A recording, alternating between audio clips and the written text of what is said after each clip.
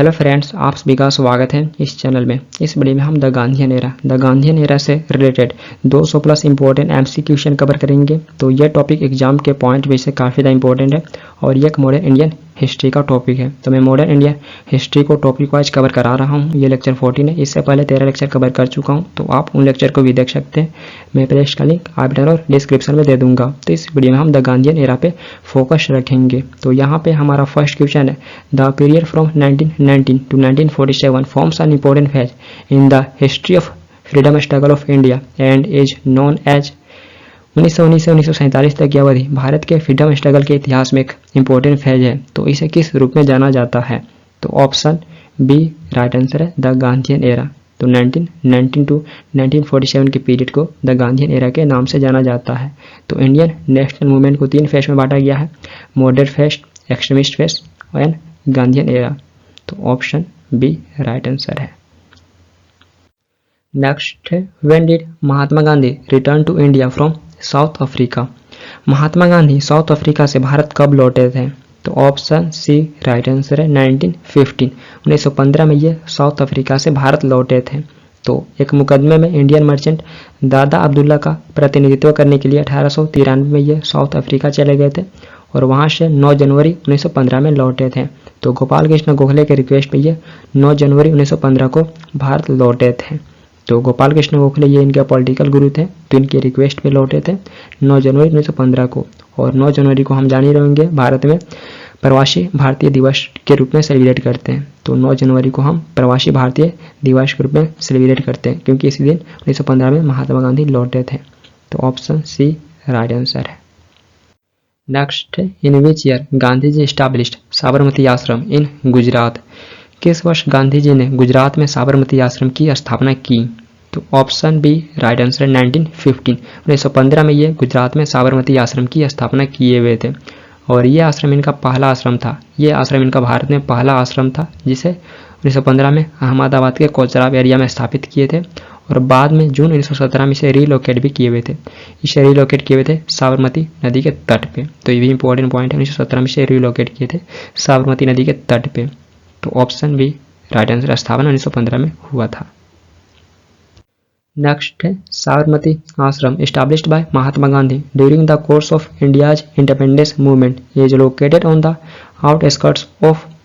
भारत के independence movement के दौरान महात्मा गांधी द्वारा स्थापित साबरमती आश्रम किस नगर के बाहर स्थित है?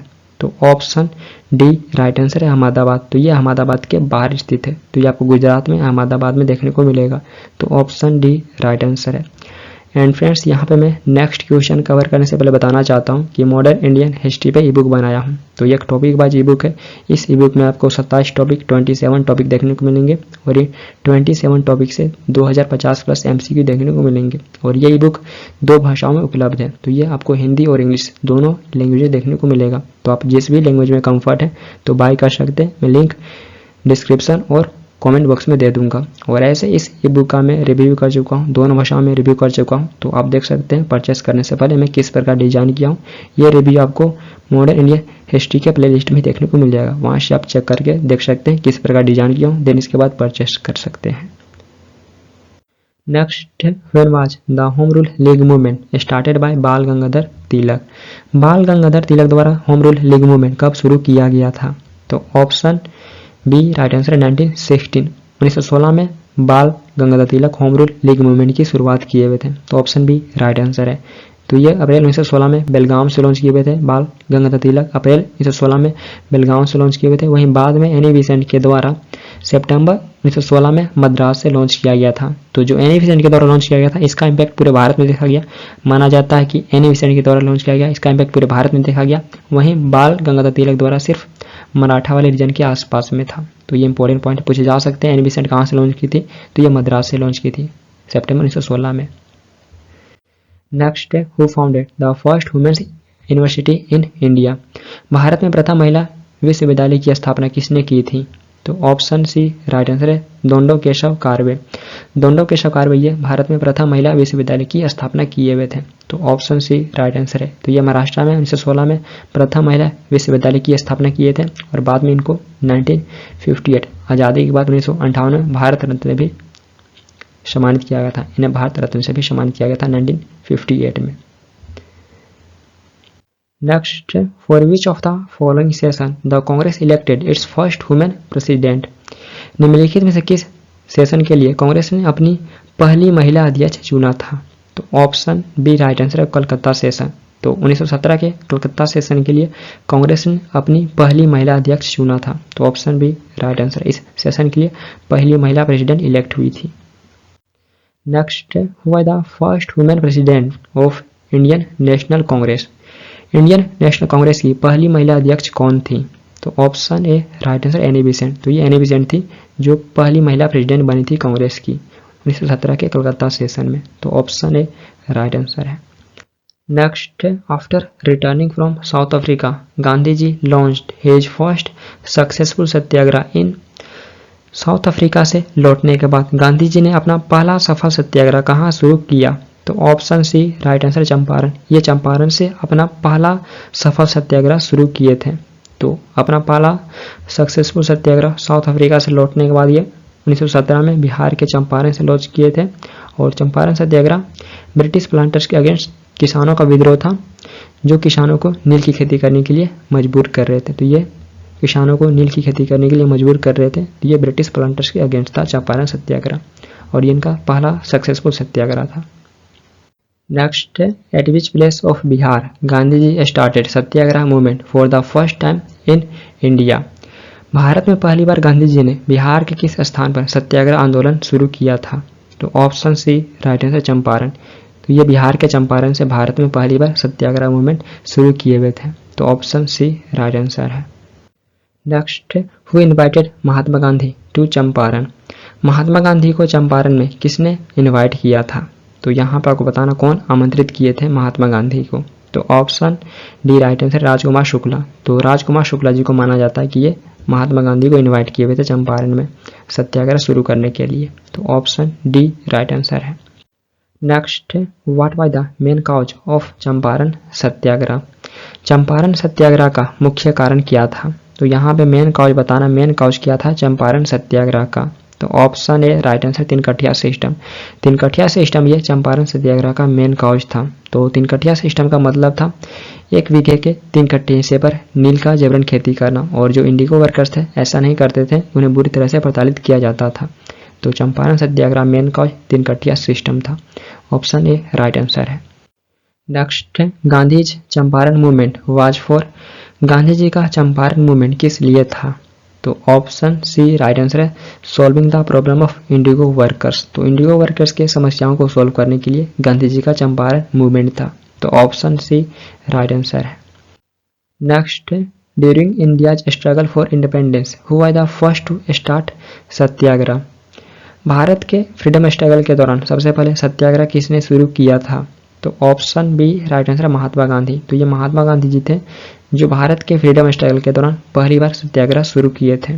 तो ऑप्शन बी राइट आंसर है। Next, who led the Ahmedabad mill strike of 1918। 1918 की अहमदाबाद मिल हड़ताल का नेतृत्व किसने किया? तो option D right answer Mahatma Gandhi. तो ये महात्मा गांधी थे जो 1918 के अहमदाबाद मिल स्ट्राइक का नेतृत्व किए हुए थे। तो ऑप्शन डी राइट आंसर है। Next, in which of the following movements did Mahatma Gandhi make the first use of hunger strike as a weapon. निम्नलिखित में से किस आंदोलन में महात्मा गांधी ने भूख हड़ताल को हथियार के रूप में पहली बार प्रयोग किया था? तो ऑप्शन सी राइट आंसर है अहमदाबाद मिल स्ट्राइक। महात्मा गांधी पहली बार हंगर स्ट्राइक को एज ए वेपन के रूप में अहमदाबाद मिल स्ट्राइक में प्रयोग किए थे। तो ऑप्शन सी राइट आंसर। और यह क्वेश्चन पूछे गए एग्जाम में। Next, which of the following struggles of Mahatma Gandhi was related to industrial workers. निम्नलिखित में से कौन सा स्ट्रगल महात्मा गांधी का इंडस्ट्रियल वर्कर से रिलेटेड था? तो option B right answer Ahmedabad struggle. Ahmedabad mill strike ये इंडस्ट्रियल वर्कर से रिलेटेड था। तो ऑप्शन बी राइट आंसर है। तो महात्मा गांधी द्वारा बहुत सारे मूवमेंट लॉन्च किए गए थे बहुत सारे समस्याओं के लिए। तो अहमदाबाद मिल स्ट्राइक ये इंडस्ट्रियल वर्कर के लिए लॉन्च किए हुए थे। तो ऑप्शन बी राइट आंसर है। Next, when did Kheda Satyagraha start. Kheda Satyagraha कब शुरू हुआ? तो ऑप्शन ए राइट आंसर है 1918, 1918 में ही खेड़ा सत्याग्रह शुरू हुआ था। तो ऑप्शन ए राइट आंसर है। और नेतृत्व महात्मा गांधी किए हुए थे, लेकिन बहुत सारे लीडर सपोर्ट किए हुए थे किसानों की समस्याओं को सोल्व करने के लिए, जैसे सरदार पटेल, निहारी पारिक, अनसुईया सिस्टर एंड विठल भाई पटेल। तो ये कुछ इंपॉर्टेंट लीडर थे जो सपोर्ट किए हुए थे, बट नेतृत्व महात्मा गांधी ही किए हुए थे 1918 में खेड़ा सत्याग्रह का। और ये कहाँ पे हुआ था? तो ये गुजरात में हुआ था।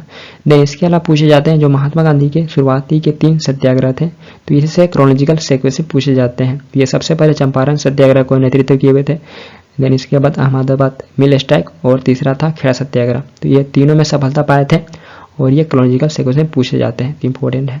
सबसे पहले चंपारण, देन इसके बाद अहमदाबाद और तीसरा था खेड़ा। नेक्स्ट है in 1918 Gandhi ji organised a Satyagraha at the Kheda district of Gujarat in support of. 1918 में गांधी जी गुजरात के खेड़ा डिस्ट्रिक्ट में किसके समर्थन में एक सत्याग्रह का आयोजन किए थे? तो option B right answer peasants. तो ये किसानों की समर्थन में 1918 में गुजरात के खेड़ा डिस्ट्रिक्ट में सत्याग्रह को ऑर्गेनाइज किए थे। तो ऑप्शन बी राइट आंसर है। Next, dyarchy was introduced in the provinces of British India in accordance with the provisions of the. किस एक्ट के प्रावधानों के अनुसार ब्रिटिश इंडिया के प्रांतों में द्वैत शासन की शुरुआत की गई थी? तो ऑप्शन सी राइट आंसर है गवर्नमेंट ऑफ इंडिया एक्ट 1919। तो गवर्नमेंट ऑफ इंडिया एक्ट 1919 के तहत ब्रिटिश इंडिया के प्रांतों में द्वैत शासन की शुरुआत की गई थी। तो ऑप्शन सी राइट आंसर है। गवर्नमेंट ऑफ इंडिया 1919 के तहत ब्रिटिश इंडिया के प्रांतों में द्वैत शासन की शुरुआत की गई थी। तो ये इंपॉर्टेंट पॉइंट है, क्योंकि बाद में फिर 1935 के तहत सेंट्रल में इंट्रोड्यूस किया जाता है। Next, the government of India act 1919 is also known as. Bharat सरकार अधिनियम 1919 को किस नाम से भी जाना जाता है? तो ऑप्शन डी राइट आंसर है Montagu Chelmsford report. Government of India act 1919 को मोंटेग्यू चेम्सफोर्ड रिपोर्ट के नाम से भी जाना जाता है। और इसे इसलिए क्यों जाना जाता है? क्योंकि उस समय Montagu secretary of state of India था और चेम्सफोर्ड वायसराय था। तो इसलिए इस एक्ट को मोंटेग्यू चेम्सफोर्ड रिपोर्ट के नाम से भी जाना जाता है। Next, when Congress leaders condemned the Montagu-Chelmsford report, many moderates left the party to form the। जब कांग्रेस नेताओं ने मोंटेग्यू चेम्सफोर्ड रिपोर्ट की निंदा की तो कई नरमपंथियों ने किसे बनाने के लिए पार्टी छोड़ दी? तो option C right answer Indian liberal federation. तो ये इंडियन लिबरल फेडरेशन को बनाने के लिए पार्टी को छोड़ दिए थे। तो ये मोंटेग्यू चेम्सफोर्ड रिपोर्ट को कंडेम किए जो मॉडरेट लीडर थे, उसके बाद पार्टी को छोड़कर इंडियन लिबरल फेडरेशन की स्थापना किए हुए थे। और इसके फाउंडर माने जाते हैं सुरेंद्रनाथ बनर्जी। तो सुरेंद्रनाथ बनर्जी इसके फाउंडर माने जाते हैं। देन इसके अलावा तेज बहादुर सप्री ये भी माने जाते हैं। तो ये कुछ इंपॉर्टेंट नाम है। Next, when was the Rowlatt act passed by British. अंग्रेजों द्वारा रॉलेट एक्ट कब पारित किया गया था? तो ऑप्शन ए राइट आंसर है 1919। 1919 में अंग्रेजों के द्वारा रॉलेट एक्ट को पारित किया गया था और इस एक्ट को ब्लैक लॉ काला कानून के नाम से भी जाना जाता था। तो ऑप्शन ए राइट आंसर है। Next, who was the viceroy of India when the Rowlatt act was passed. Rowlatt act पारित होने के समय भारत का वायसराय कौन था? तो ऑप्शन डी राइट आंसर है लॉर्ड चेम्सफोर्ड। लॉर्ड चेम्सफोर्ड ये उसमें वायसराय था। तो इसका टेन्योर 1916 से 1921 तक था। तो रॉलेट एक्ट के समय ये भारत का वायसराय था। Next, the Rowlatt act aimed at. Rowlatt act का उद्देश्य क्या था? तो यहाँ पे इस एक्ट का पर्पस बताने, इस एक्ट का पर्पस क्या था? तो ऑप्शन डी राइट आंसर है। तो इस एक्ट का उद्देश्य था भारत में सरकार विरोधी गतिविधियों पर लगाम कसना। तो उस समय जो भी हमारे फ्रीडम फाइटर थे तो उन्हें सिर्फ संदेह पर मुकदमा चलाने या जेल भेजने की अनुमति दी गई थी इस एक्ट के तहत। तो ऑप्शन डी राइट आंसर है। Next, during the Indian freedom struggle why did Rowlatt act arouse popular indignation. Indian freedom struggle के दौरान रॉलेट एक्ट ने लोगों में आक्रोश क्यों जगाया? तो ऑप्शन डी राइट आंसर है। इस एक्ट ने गवर्नमेंट को बिना ट्रायल के लोगों को जेल में डालने की अनुमति दिया था। तो इस एक्ट के तहत जो उसमें ब्रिटिश गवर्नमेंट थी तो वे लोगों को बिना ट्रायल चलाए जेल में डाल सकती थी। तो इसलिए लोगों में आक्रोश जगा इस एक्ट के अगेंस्ट में। तो ऑप्शन डी राइट आंसर है। Next, during India's freedom struggle which one of the following led to the first all India hartal. Bharat के फ्रीडम स्ट्रगल के दौरान निम्नलिखित में से किसके कारण पहली अखिल भारतीय हड़ताल हुई? तो option C right answer protest against Rowlatt act. तो रॉलेट एक्ट के प्रोटेस्ट के अगेंस्ट में पहली बार भारत में अखिल भारतीय हड़ताल हुई थी। तो ऑप्शन सी राइट आंसर है। Next, Mahatma Gandhi called for all India hartal to protest against Rowlatt Act on 6 April in. Mahatma Gandhi ने किस वर्ष 6 अप्रैल को रॉलेट एक्ट के विरोध में अखिल भारतीय हड़ताल का आह्वान किया? तो ऑप्शन ए राइट आंसर 1990। तो ये 1919 में 6 अप्रैल को रॉलेट एक्ट के प्रोटेस्ट के अगेंस्ट में ऑल इंडिया हड़ताल का आह्वान किए हुए थे। तो ऑप्शन ए राइट आंसर। ये भी क्वेश्चन पूछेगा एग्जाम में। Next, which one of the following acts led to the Jallianwala Bagh massacre. निम्नलिखित में से कौन सा एक्ट जालियांवाला बाग हत्याकांड का कारण बना? तो ऑप्शन बी राइट आंसर है the Rowlatt Act. Rowlatt Act ये जालियांवाला बाग मैसेकर का कारण बना था। तो ऑप्शन बी राइट आंसर है। Next, Jallianwala Bagh massacre took place on. Jallianwala Bagh हत्याकांड कब हुआ था? तो ऑप्शन ए राइट आंसर है 13 अप्रैल 1919। 13 अप्रैल 1919 को जालियांवाला बाग मैसेकर हुआ था। और ये मैसेकर कहाँ पे हुआ था? तो ये अमृतसर पंजाब में जालियांवाला बाग मैसेकर 13 अप्रैल 1919 को हुआ था। तो ऑप्शन ए राइट आंसर है। Next, why did people gather to demonstrate at Jallianwala Bagh. Jallianwala Bagh में प्रदर्शन के लिए लोग क्यों इकट्ठा हुए थे? तो यहाँ पे रीजन बताने है किस रीजन से जालियांवाला बाग में इकट्ठा हुए थे प्रदर्शन के लिए। तो ऑप्शन सी राइट आंसर है to protest against the arrest of Kitchlew and Satyapal. तो दो फेमस नेशनलिस्ट लीडर सत्यापाल और सैफुद्दीन किचलू की रिहाई की मांग को लेकर ये 13 अप्रैल 1919 को जालियांवाला बाग में गेदर हुए थे। तो ऑप्शन सी राइट आंसर है। Next, in the Jallianwala Bagh massacre of 1919 who ordered the shooting of peaceful protesters. 1919 के जालियांवाला बाग हत्याकांड में शांतिपूर्ण प्रदर्शनकारियों को गोली मारने का आदेश किसने दिया था? तो option C right answer General Dyer. तो ये जनरल डायर था जिसने पीसफुल प्रोटेस्टर्स को गोली मारने का आदेश दिया था। तो ये 13 अप्रैल 1919 को आदेश दिया था। और उस समय पंजाब का lieutenant governor Jallianwala Bagh massacre के समय पंजाब का lieutenant governor Michael O'Dwyer था। तो ये भी पूछे गए माइकल ओ डायर ये क्या था जालियांवाला बाग मैसेकर के समय? तो ये पंजाब का लेफ्टिनेंट गवर्नर था और आदेश जनरल डायर के द्वारा दिया गया था। Next, which committee was formed by the British government to investigate Jallianwala Bagh massacre. Jallianwala Bagh massacre की जांच के लिए ब्रिटिश गवर्नमेंट ने किस कमेटी का गठन किया था? तो option D right answer Hunter committee. तो हंटर कमेटी का गठन किया गया था ब्रिटिश गवर्नमेंट के द्वारा जालियांवाला बाग मैसेकर के इन्वेस्टिगेट के लिए। और इससे पहले 1882 में भी हंटर कमेटी का गठन किया जा चुका था एजुकेशनल के लिए। तो ये भी पूछे ही जाते हैं, कन्फ्यूजन हो सकते हैं। 1919 में ये जालियांवाला बाग मैसेकर के इन्वेस्टिगेट के लिए गठित किया गया था। तो ऑप्शन डी राइट आंसर है। Next, the inquiry committee formed by the government to go into the Jallianwala Bagh massacre was headed by. Jallianwala Bagh हत्याकांड की जांच के लिए सरकार द्वारा गठित इंक्वायरी कमेटी का नेतृत्व किसने किया था? तो option C right answer Hunter. तो हंटर के द्वारा इंक्वायरी कमेटी का गठन किया गया था। तो ऑप्शन सी राइट आंसर और इसी के नाम पे हंटर कमेटी पड़ा था। Next, who among the following murder Michael O'Dwyer for the Jallianwala Bagh massacre. निम्नलिखित में से किसने जालियांवाला बाग हत्याकांड के लिए माइकल ओ डायर की हत्या की थी? तो option A right answer Udham Singh. तो ये उधम सिंह थे जो 1940 में जालियांवाला बाग मैसेकर के लिए माइकल ओ डायर की हत्या किए हुए थे। तो ऑप्शन ए राइट आंसर है। और माइकल ओ डायर उस समय पंजाब में लेफ्टिनेंट गवर्नर था। ये जालियांवाला बाग मैसेकर के समय लेफ्टिनेंट गवर्नर था पंजाब का। Next, the name of the famous person of India who return the knighthood conferred on him by the British government as a token of protest against the atrocities in Punjab in 1919 was. Bharat के उस famous व्यक्ति का क्या नाम है जिसने 1919 में पंजाब में अत्याचारों के विरोध में ब्रिटिश गवर्नमेंट द्वारा दी गई नाइटहुड की उपाधि लौटा दी थी? तो ऑप्शन बी राइट आंसर है रविंद्रनाथ टैगोर। तो ये रविंद्रनाथ टैगोर जी थे जो जालियांवाला बाग मैसेकर के प्रोटेस्ट के अगेंस्ट में नाइटहुड की उपाधि लौटा दिए हुए थे। तो ऑप्शन बी राइट आंसर है। Next, in which year did the खिलाफत मूवमेंट स्टार्ट। खिलाफत मूवमेंट किस वर्ष प्रारंभ हुआ? तो ऑप्शन डी राइट आंसर 1919 में खिलाफत मूवमेंट प्रारंभ हुआ था। तो ऑप्शन डी राइट आंसर है। नेक्स्ट, द खिलाफत मूवमेंट वाज स्टार्टेड बाय। खिलाफत आंदोलन की शुरुआत किसके द्वारा की गई थी? तो ऑप्शन ए राइट आंसर है अली ब्रदर्स। अली ब्रदर्स के द्वारा खिलाफत मूवमेंट की शुरुआत की गई थी। तो 1919 में खिलाफत मूवमेंट की शुरुआत अली ब्रदर्स के द्वारा की गई थी।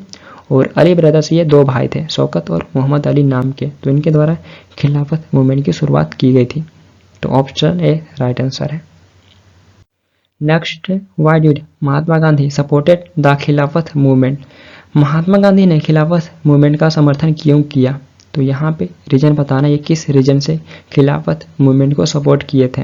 तो ऑप्शन डी राइट आंसर है। Gandhi ji wanted to win the support of the Indian Muslim against the British. तो ये अंग्रेजों के खिलाफ भारतीय मुसलमानों का समर्थन हासिल करना चाह रहे थे, तो इसलिए खिलाफत मूवमेंट को सपोर्ट किए थे। तो ऑप्शन डी राइट आंसर है। Next, Mahatma Gandhi launch the non cooperation movement in the year. Mahatma Gandhi ने असहयोग आंदोलन किस वर्ष शुरू किया था? तो ऑप्शन सी राइट आंसर 1920। 1920 में यह नॉन कोऑपरेशन मूवमेंट को शुरू किए हुए थे। तो ऑप्शन सी राइट आंसर है। Next, the first mass movement started by Mahatma Gandhi was. Mahatma Gandhi द्वारा शुरू किया गया पहला जन आंदोलन था। तो ऑप्शन डी राइट आंसर है नॉन कोऑपरेशन मूवमेंट। तो नॉन कोऑपरेशन मूवमेंट ये महात्मा गांधी जी के द्वारा शुरू किया गया पहला मास मूवमेंट था। तो option D right answer non cooperation movement. Next, which of the following leader has given the term insensate waste on the burning of foreign cloth during the non cooperation movement. निम्नलिखित में से किस leader ने non cooperation movement के दौरान विदेशी कपड़े जलाने को असंवेदनशील बर्बादी की संज्ञा दी है? तो ऑप्शन डी राइट आंसर है रविंद्रनाथ टैगोर। तो ये रविंद्रनाथ टैगोर थे जो विदेशी कपड़े जलाने को असंवेदनशील बर्बादी की संज्ञा दिए थे। तो ऑप्शन डी राइट आंसर है। Next, which of the following was earliest formed during the Indian freedom struggle. निम्नलिखित में से किसका गठन सबसे पहले इंडियन फ्रीडम स्ट्रगल के दौरान हुआ था? तो यहाँ पे आपको पहचान करना है जिसका फॉर्मेशन फ्रीडम स्ट्रगल के दौरान सबसे पहले हुआ था। तो ऑप्शन बी राइट आंसर है communist party of India. Communist party of India का फॉर्मेशन सबसे पहले हुआ था। तो कम्युनिस्ट पार्टी ऑफ इंडिया का फॉर्मेशन 1920 में ताशकंद में, जो प्रेजेंट उज्बेकिस्तान में स्थित है, तो यहाँ पे एम एन रॉय के द्वारा किया गया था। और ऑफिशियली इसे इंडिया में 1925 में कानपुर में स्थापित किया जाता है। तो सबसे पहले कम्युनिस्ट पार्टी ऑफ इंडिया का फॉर्मेशन किया गया था इसमें से, ऑप्शन में से। तो ऑप्शन बी राइट आंसर है। देन इसके अलावा और भी है तो उसे आप पॉज कर देख सकते हैं। Next, in October 1920 who of the following headed a group of Indians gathered at Tashkent to set up a communist party of India। अक्टूबर 1920 में निम्नलिखित में से किसने कम्युनिस्ट पार्टी ऑफ इंडिया की स्थापना के लिए ताशकंद में एकत्र हुए भारतीयों के एक समूह का नेतृत्व किया? तो option A right answer M N Roy. तो एम एन रॉय थे जो कम्युनिस्ट पार्टी ऑफ इंडिया की स्थापना के लिए ताशकंद में एकत्र हुए एक समूह का नेतृत्व किए थे। तो ऑप्शन ए राइट आंसर है। Next, who was the first Congress activist to demand complete independence in the Ahmedabad session of 1921। 1921 के अहमदाबाद सेशन में पूर्ण स्वतंत्रता की मांग करने वाले पहले कांग्रेस कार्यकर्ता कौन थे? तो ऑप्शन सी राइट आंसर है मौलाना हजरत मोहिनी। तो मौलाना हजरत मोहिनी ये पहले कांग्रेस एक्टिविस्ट थे जो 1921 के अहमदाबाद सेशन में कंप्लीट इंडिपेंडेंस की मांग किए हुए थे। तो ऑप्शन सी राइट आंसर है। और पहली बार इन्हीं के द्वारा इनकलाब जिंदाबाद का नारा दिया गया था। तो पहली बार यही इनकलाब जिंदाबाद की नारा दिए हुए थे, बाद में उस नारा को पॉपुलराइज भगत सिंह किए हुए थे। तो ये भी इंपॉर्टेंट पॉइंट है। Next, Vishwa Bharati university was started in Shantiniketan during the reign of a viceroy. Vishwa Bharati university Shanti Niketan में किस वायसराय के शासनकाल के दौरान शुरू किया गया था? तो option C right answer Lord Reading. तो रीडिंग के समय में विश्व भारती यूनिवर्सिटी की शुरुआत किया गया था। तो इसके फाउंडर थे रविंद्रनाथ टैगोर। तो ये वेस्ट बंगाल के शांति निकेतन में 1921 में विश्व भारती यूनिवर्सिटी की स्थापना किए हुए थे और उसमें वायसराय लॉर्ड रीडिंग था। तो इसका टेन्योर 1921 से 1925 तक रहता है। तो ऑप्शन सी राइट आंसर है। Next, which incident led Gandhi ji to withdraw the non cooperation movement. किस घटना के कारण गांधी जी को नॉन कोऑपरेशन मूवमेंट वापस लेना पड़ा? तो ऑप्शन बी राइट आंसर है चौरी चौरा इंसिडेंट। चौरी चौरा इंसिडेंट के कारण महात्मा गांधी जी को नॉन कोऑपरेशन मूवमेंट वापस लेना पड़ा था। तो ऑप्शन बी राइट आंसर है। Next, when was the non cooperation movement suspended. असहयोग आंदोलन कब स्थगित किया गया था? तो ऑप्शन ए राइट आंसर 1922 1922 में नॉन कोऑपरेशन मूवमेंट को सस्पेंड कर दिया गया था। तो पूरे मूवमेंट को चौरी चौरा इंसिडेंट के बाद फरवरी 1922 में गांधी जी के द्वारा सस्पेंड कर दिया गया था। और चौरी चौरा ये आपको प्रेजेंट है उत्तर प्रदेश के गोरखपुर डिस्ट्रिक्ट में देखने को मिलेगा। नेक्स्ट है eight which place in Bihar was the session of the Indian national Congress of 1922 held. 1922 का कांग्रेस का सेशन बिहार के किस स्थान पर हुआ था? तो ऑप्शन है राइट आंसर गया। तो कांग्रेस का 1922 का सेशन गया में ऑर्गेनाइज हुआ था। तो ये कांग्रेस का 37वां सेशन था और इस सेशन के प्रेसिडेंट थे चित्तरंजन दास। तो ऑप्शन ए राइट आंसर है। Next who among the following was a founder of the Swaraj party. निम्नलिखित में से कौन स्वराज पार्टी के फाउंडर थे? तो यहाँ पे आपको बताना स्वराज पार्टी के फाउंडर कौन थे। तो ऑप्शन सी राइट आंसर है चित्तरंजन दास। चित्तरंजन दास या स्वराज पार्टी के फाउंडर थे। तो जनवरी 1923 में स्वराज पार्टी की स्थापना चित्तरंजन दास और मोतीलाल नेहरू किए हुए थे। तो ऑप्शन में मोतीलाल नेहरू भी देखने को मिलता है। Next the main M of the Swaraj party was. Swaraj party का मुख्य उद्देश्य क्या था? तो यहाँ पे मेन पर्पस बताना स्वराज पार्टी के फॉर्मेशन का मेन पर्पस क्या था। तो ऑप्शन डी राइट आंसर है। विधान परिषदों की बैठक में भाग लेना और भारत एवं भारतीयों की समस्याओं को आवाज देना, ये मेन पर्पस था स्वराज पार्टी के फॉर्मेशन का। तो ऑप्शन डी राइट आंसर है। Next Swaraj party was formed following the failure of. Swaraj party का गठन किसकी विफलता के बाद किया गया था? तो ऑप्शन सी राइट आंसर है non cooperation movement. Non cooperation movement के फेलियर के बाद स्वराज पार्टी का स्थापना किया गया था। तो ऑप्शन सी राइट आंसर है। Next in which year was the Swaraj party establish. Swaraj party की स्थापना किस वर्ष किया गया था? तो ऑप्शन ए राइट आंसर 1923 1923 में स्वराज पार्टी की स्थापना किया गया था। तो ऑप्शन ए राइट आंसर है। Next who of the following was known as Deshbandhu. निम्नलिखित में से किसे देशबंधु के नाम से जाना जाता है? तो ऑप्शन डी राइट आंसर है चित्तरंजन दास। चित्तरंजन दास जी को देशबंधु के नाम से जाना जाता है। तो ऑप्शन डी राइट आंसर है। Next in which city was the flag Satyagraha of 1923 held. 1923 का फ्लैग सत्याग्रह किस शहर में आयोजित किया गया था? तो option B right answer Nagpur. Nagpur में 1923 का फ्लैग सत्याग्रह ऑर्गेनाइज किया गया था। तो ऑप्शन बी राइट आंसर है। Next flag Satyagraha was held in 1923 in which of the following places of Madhya Pradesh. 1923 का फ्लैग सत्याग्रह मध्य प्रदेश के किस प्लेस पर ऑर्गेनाइज किया गया था? तो ऑप्शन बी राइट आंसर है जबलपुर। जबलपुर में ऑर्गेनाइज किया गया था। तो फ्लैग सत्याग्रह को झंडा सत्याग्रह के नाम से भी जाना जाता है। तो यह सत्याग्रह 1923 में जबलपुर और नागपुर दो स्थानों पर ऑर्गेनाइज किए गए थे। तो ये दोनों प्रेजेंट आपको मध्य प्रदेश और महाराष्ट्र में देखने को मिलेंगे। तो जबलपुर ये मध्य प्रदेश में और नागपुर महाराष्ट्र में देखने को मिलेंगे। तो इन दो प्लेस पे 1923 में फ्लैग सत्याग्रह को ऑर्गेनाइज किया गया था। Next which was the only session of the Indian national Congress presided by Mahatma Gandhi. Mahatma Gandhi की अध्यक्षता में कांग्रेस का एकमात्र अधिवेशन कौन सा था? तो ऑप्शन ए राइट आंसर बेलगाम। तो बेलगाम ये कांग्रेस का एकमात्र सेशन था जिसके प्रेसिडेंट महात्मा गांधी बने हुए थे और ये 1924 में बेलगाम सेशन के प्रेसिडेंट बने हुए थे और ये एकमात्र सेशन था इनका कांग्रेस का। और बेलगाम जो प्रेजेंट आपको कर्नाटक में देखने को मिलेगा, कर्नाटक में लोकेटेड है। Next when was the Hindustan Republican association formed. Hindustan Republican association का गठन कब हुआ था? तो ऑप्शन बी राइट आंसर है 1924 1924 में हिंदुस्तान रिपब्लिकन एसोसिएशन का गठन हुआ था और यह क्रांतिकारी संगठन था। हिंदुस्तान रिपब्लिकन एसोसिएशन यह क्रांतिकारी संगठन था। इसके फाउंडर थे राम प्रसाद बिस्मिल और सचिंद्र नाथ सन्याल। तो ये फाउंडर थे हिंदुस्तान रिपब्लिकन एसोसिएशन के। तो formation 1924 option B right answer है। Next who was the first Indian women preside over the Indian national Congress. Congress की अध्यक्षता करने वाली पहली भारतीय महिला कौन थी? तो ऑप्शन सी राइट आंसर है सरोजिनी नायडू। सरोजिनी नायडू ये कांग्रेस की अध्यक्षता करने वाली पहली भारतीय महिला थी। तो ये 1925 में कांग्रेस के कानपुर सेशन की प्रेसिडेंट बनी थी और ये सेकेंड वुमेन थी।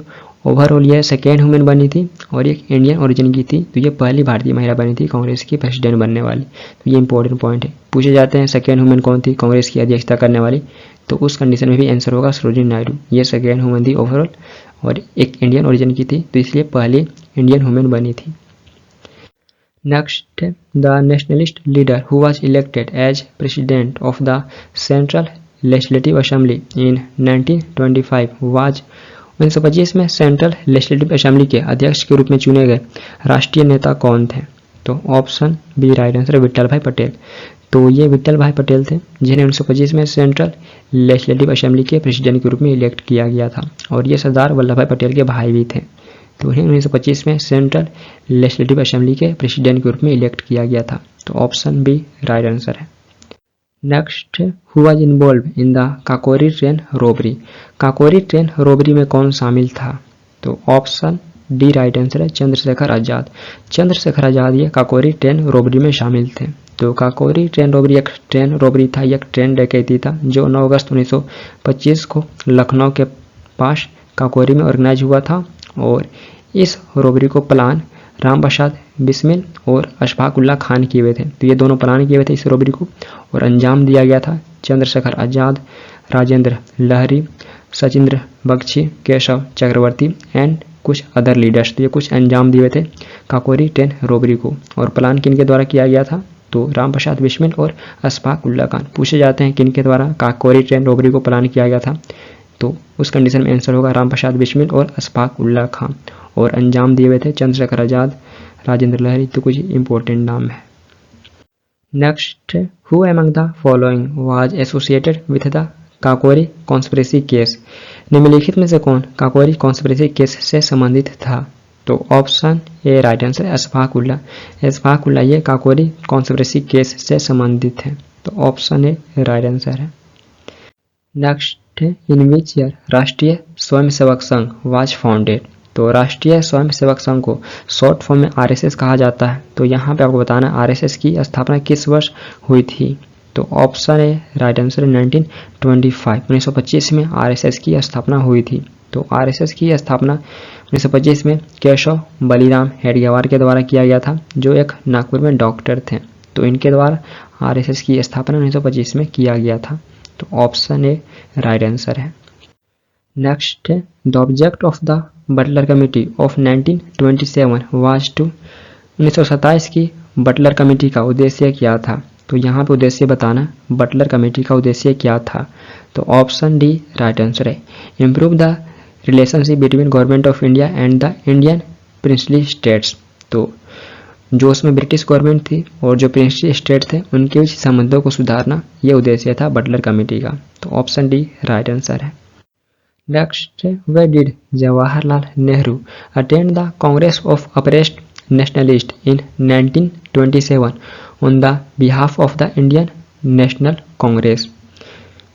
1927 में कांग्रेस की ओर से जवाहरलाल नेहरू ने कांग्रेस ऑफ अप्रेस्ड नेशनलिस्ट में कहाँ भाग लिया? तो ऑप्शन डी राइट आंसर है ब्रसल्स। तो ये ब्रसल्स में भाग लिए हुए थे कांग्रेस ऑफ अप्रेस्ड नेशनलिस्ट में। तो ऑप्शन डी राइट आंसर है।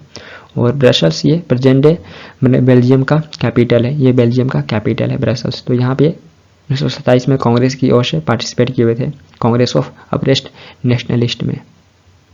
Next, when did the Simon commission arrive in India? Simon commission Bharat कब आया? तो यहाँ पे ईयर बताना है साइमन कमीशन भारत कब आया था। तो ऑप्शन बी राइट आंसर है 1928। 1928 में साइमन कमीशन भारत आया था। तो साइमन कमीशन की नियुक्ति नवंबर 1927 में ब्रिटिश गवर्नमेंट के द्वारा गवर्नमेंट ऑफ इंडिया एक्ट 1919 के रिव्यू के लिए किया गया था, और साइमन कमीशन की अध्यक्षता सर जॉन साइमन के साथ में 7 इंग्लिश मैन के द्वारा किया गया था। 7 इंग्लिश मैन के द्वारा किया गया था। तो भारत में साइमन कमीशन 1928 में आया था। ऑप्शन बी राइट आंसर है। नेक्स्ट है the main reason for the boycott of Simon commission in India was? Bharat में साइमन कमीशन के बहिष्कार का मुख्य कारण क्या था? तो यहाँ पे मेन रीजन बताना है साइमन कमीशन के बहिष्कार का मेन रीजन क्या था।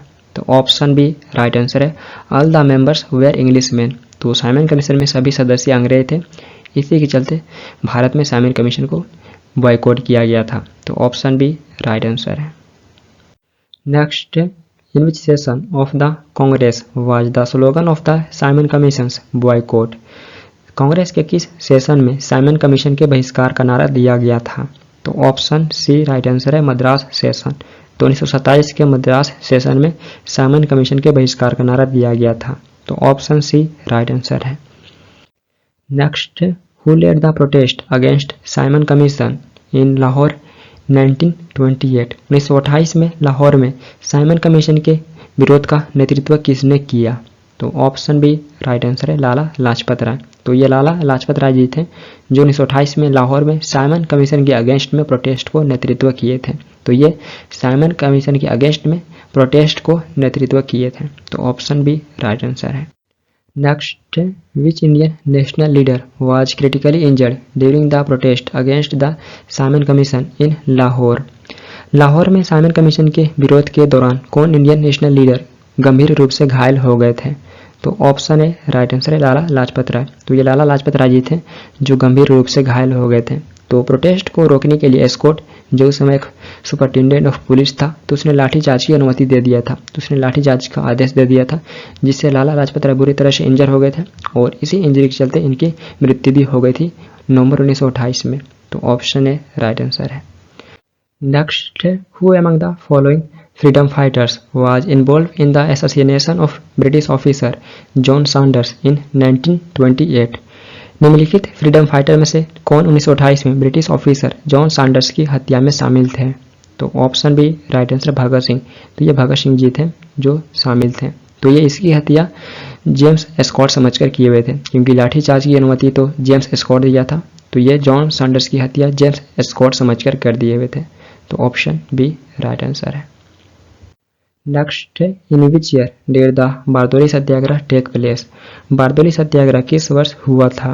तो ऑप्शन डी राइट आंसर है 1928। 1928 में बारदोली सत्याग्रह हुआ था। तो ऑप्शन डी राइट आंसर है 1928। Next, in which of the following movement Sardar Vallabhbhai Patel play a leading role? निम्नलिखित में से किस आंदोलन में सरदार वल्लभ भाई पटेल ने अग्रणी भूमिका निभाई? तो option C right answer Bardoli Satyagraha. तो ये बारदोली सत्याग्रह में एक इंपॉर्टेंट रोल प्ले किए हुए थे। तो ऑप्शन सी राइट आंसर है।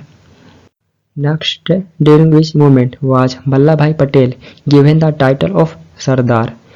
वल्लभ भाई पटेल को सरदार की उपाधि किस आंदोलन के समय दी गई थी? तो ऑप्शन ए राइट आंसर है बारदोली मूवमेंट। इन्हें बारदोली मूवमेंट के दौरान सरदार की उपाधि दी गई थी और ये टाइटल इन्हें वहाँ की महिलाओं के द्वारा दी गई थी। तो सरदार की उपाधि वहाँ की महिलाओं के द्वारा दी गई थी और कहीं पे महात्मा गांधी भी देखने को मिलता है, तो कन्फ्यूजन हो सकते हैं। कहीं पे महात्मा गांधी भी देखने को मिलता है कि ये टाइटल महात्मा गांधी के द्वारा दिया गया था। नेक्स्ट है, which new association was establish by the revolutionaries in 1928 in place of Hindustan Republican association? Hindustan Republican Association के स्थान पर 1928 में क्रांतिकारियों ने किस नए एसोसिएशन की स्थापना की थी? तो ऑप्शन डी राइट आंसर है हिंदुस्तान सोशलिस्ट रिपब्लिकन एसोसिएशन। तो हिंदुस्तान रिपब्लिकन एसोसिएशन के स्थान पर 1928 में क्रांतिकारियों ने एक नए association Hindustan socialist Republican association की स्थापना की थी और इसकी स्थापना भगत सिंह, चंद्रशेखर आज़ाद, सुखदेव थापर और जतिन दास जो कुछ फाउंडर मेंबर थे जो दिल्ली में फिरोजशाह कोटला ग्राउंड में स्थापित किए हुए थे। तो ऑप्शन डी राइट आंसर है। Next, who along with Bhagat Singh threw a bomb in the legislative assembly? Bhagat Singh के साथ किसने विधानसभा में बम फेंका था? तो ऑप्शन सी राइट आंसर है बटुकेश्वर दत्त। तो भगत सिंह और बटुकेश्वर दत्त ये दोनों लेजिस्लेटिव असेंबली में बम फेंके हुए थे। तो ऑप्शन सी राइट आंसर है। Next, when did Bhagat Singh and Batukeshwar Dutt throw a bomb in the central legislative council? Bhagat Singh और बटुकेश्वर दत्त ने सेंट्रल लेजिस्लेटिव काउंसिल में बम कब फेंका था? तो ऑप्शन सी राइट आंसर है 8 अप्रैल 1929। ये 8 अप्रैल 1929 को सेंट्रल लेजिस्लेटिव काउंसिल में बम फेंके हुए थे। तो ऑप्शन सी राइट आंसर है। Next, Bhagat Singh and Batukeshwar Dutt throw a bombs in the legislative council as a protest against? Bhagat Singh और बटुकेश्वर दत्त ने किसके विरोध में विधानसभा में बम फेंका था? तो ऑप्शन डी राइट आंसर है passage of public safety bill. तो ये पब्लिक सेफ्टी बिल पारित होने के अगेंस्ट में लेजिस्लेटिव काउंसिल में बम फेंके हुए थे। तो ऑप्शन डी राइट आंसर है। Next, the freedom fighter who died in jail due to hunger strike was? वह फ्रीडम फाइटर कौन थे जिनकी जेल में भूख हड़ताल के कारण मृत्यु हो गई थी? तो यहाँ पे आपको उस फ्रीडम फाइटर का नाम बताना है जिनकी मृत्यु जेल में हो गई थी हंगर स्ट्राइक के कारण। तो ऑप्शन ए राइट आंसर है जतीन दास। तो ये जतीन दास जी थे जिनकी मृत्यु जेल में हंगर स्ट्राइक के कारण हो गई थी। तो इनकी मृत्यु जेल में 1929 में लाहौर में 63 दिन के हंगर स्ट्राइक के बाद हो गई थी। तो ऑप्शन ए राइट आंसर है। Next, under whose presidency was the Lahore session of the Indian National Congress held in 1929, wherein a resolution was adopted to gain पूर्ण स्वराज from the British। 1929 में कांग्रेस का लाहौर सेशन किसकी अध्यक्षता में आयोजित किया गया था जिसमें अंग्रेजों से पूर्ण स्वराज प्राप्त करने का प्रस्ताव अपनाया गया था। तो ऑप्शन बी राइट आंसर है जवाहरलाल नेहरू। जवाहरलाल नेहरू की अध्यक्षता में आयोजित किया गया था 1929 का लाहौर सेशन, जहां पे अंग्रेजों से पूर्ण स्वराज प्राप्त करने के प्रस्ताव को एडॉप्ट किया गया था। तो ऑप्शन बी राइट आंसर है। Next, at which Congress session was the working committee authorised to launch a programme of civil disobedience. Congress के किस सेशन में वर्किंग कमेटी को सिविल डिसओबीडियंस के प्रोग्राम को शुरू करने के लिए ऑथराइज किया गया था। तो ऑप्शन ए राइट आंसर है लाहौर। तो 1929 के लाहौर सेशन में वर्किंग कमेटी को सिविल डिसओबीडियंस के प्रोग्राम को शुरू करने के लिए ऑथराइज किया गया था। तो ऑप्शन ए राइट आंसर है। Next, on which one of the following dates Jawaharlal Nehru unfurled the tricolor national flag on the banks of the Ravi as the clock struck the midnight। निम्नलिखित में से किस तारीख को जवाहरलाल नेहरू ने आधी रात होते ही रावी के तट पर राष्ट्रीय ध्वज तिरंगा फहराया था।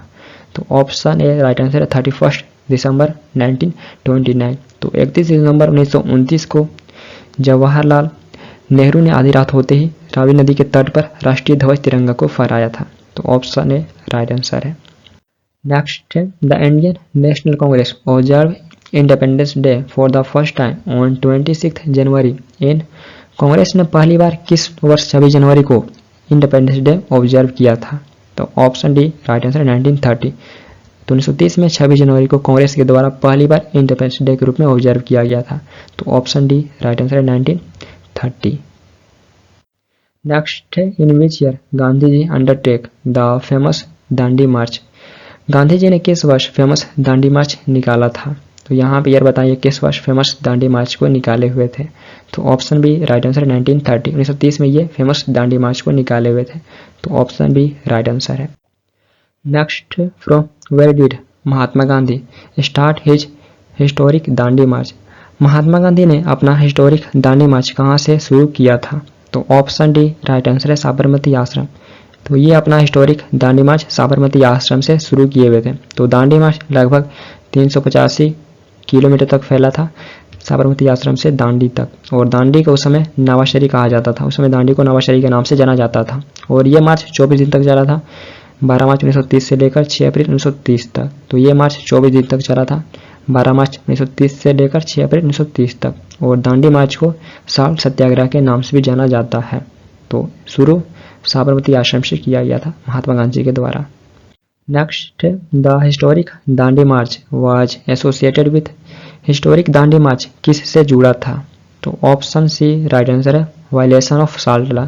तो हिस्टोरिक दांडी मार्च ये साल्ट लॉ के वायलेशन से जुड़ा था। तो ऑप्शन सी राइट आंसर है। Next, who led the salt Satyagraha movement with Mahatma Gandhi. Mahatma Gandhi के साथ साल्ट सत्याग्रह मूवमेंट का नेतृत्व किसने किया। तो ऑप्शन बी राइट आंसर है सरोजिनी नायडू। तो ये सरोजिनी नायडू जी थी जो महात्मा गांधी के साथ में साल्ट सत्याग्रह मूवमेंट का नेतृत्व की थी। तो ऑप्शन बी राइट आंसर है। Next, the date 6 April 1930 is known in Indian history for.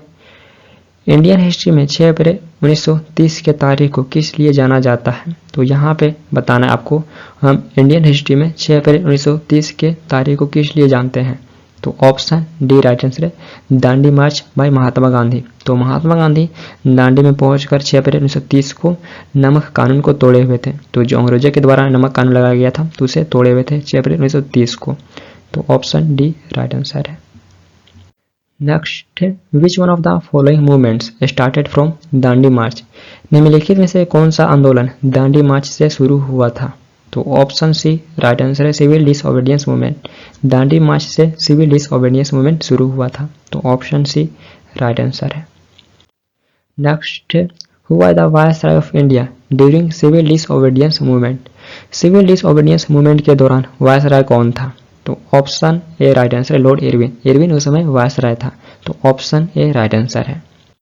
Next, who among the following capitalist served as all treasurer for a long time and went to jail in 1930। निम्नलिखित में से किस पूंजीपति ने लंबे समय तक कोषाध्यक्ष के रूप में कार्य किया और 1930 में जेल गया? तो ऑप्शन सी राइट आंसर है जमनलाल बजाज। तो ये जमनलाल बजाज थे, तो ऑप्शन सी राइट आंसर है। Next, who among the following organise the famous Chittagong armoury raid. निम्नलिखित में से किसने फेमस चिटागोंग आर्मोरी रेड का आयोजन किया था? तो option B right answer Surya Sen. तो ये सूर्या सेन थे जो फेमस चिटागोंग आर्मोरी रेड का आयोजन किए थे।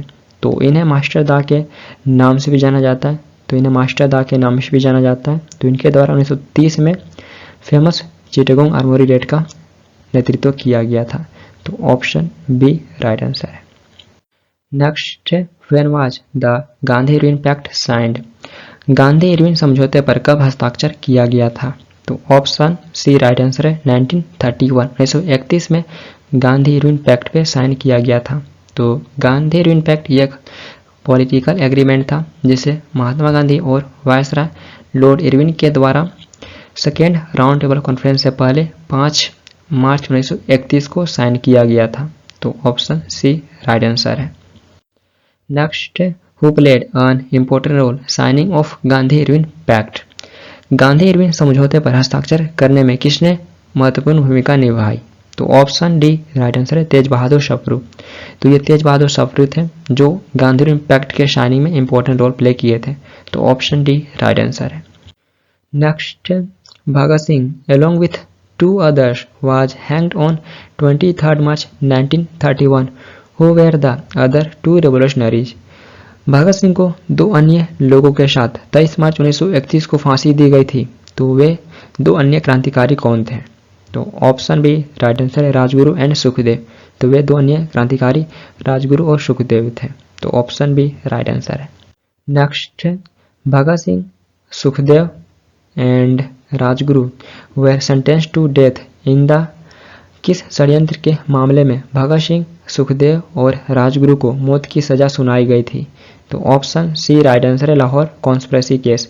इन्हें लाहौर कॉन्स्पिरेसी केस में सजा सुनाई गई थी और इन्हें फांसी लाहौर सेंट्रल जेल में ही दी गई थी, तो ऑप्शन सी राइट आंसर है। Next, who was the viceroy of India during the hanging of great Bhagat Singh, Sukhdev and Rajguru. Great Bhagat Singh, Sukhdev और राजगुरु के फांसी के समय भारत का वायसराय कौन था? तो यहाँ पे बताना वायसराय उस समय कौन था, तो option B right answer Lord Irwin. तो उस समय इरविन वायसराय था जब इन्हें फांसी दी गई थी, तो ऑप्शन बी राइट आंसर है। Next, at the second round table conference of the Indian national Congress was represented by. Second round table conference में कांग्रेस का प्रतिनिधित्व किसके द्वारा किया गया था? तो option A right answer Mahatma Gandhi ji के द्वारा किया गया था। और ये राउंड टेबल कॉन्फ्रेंस एकमात्र कॉन्फ्रेंस था जिसमें कांग्रेस की ओर से पार्टिसिपेट किया गया था। तो total 3 round table conference organise किए गए थे, तो सेकेंड राउंड टेबल कॉन्फ्रेंस एकमात्र कॉन्फ्रेंस था जिसमें कांग्रेस की ओर से पार्टिसिपेट किया गया था। तो ये भी क्वेश्चन पूछ लिए जाते हैं और इसमें महात्मा गांधी कांग्रेस की ओर से गए हुए थे। Next, at which one of the following round table conferences held in London was Mahatma Gandhi present. London में आयोजित निम्नलिखित गोलमेज सम्मेलनों में से किसमें महात्मा गांधी उपस्थित थे?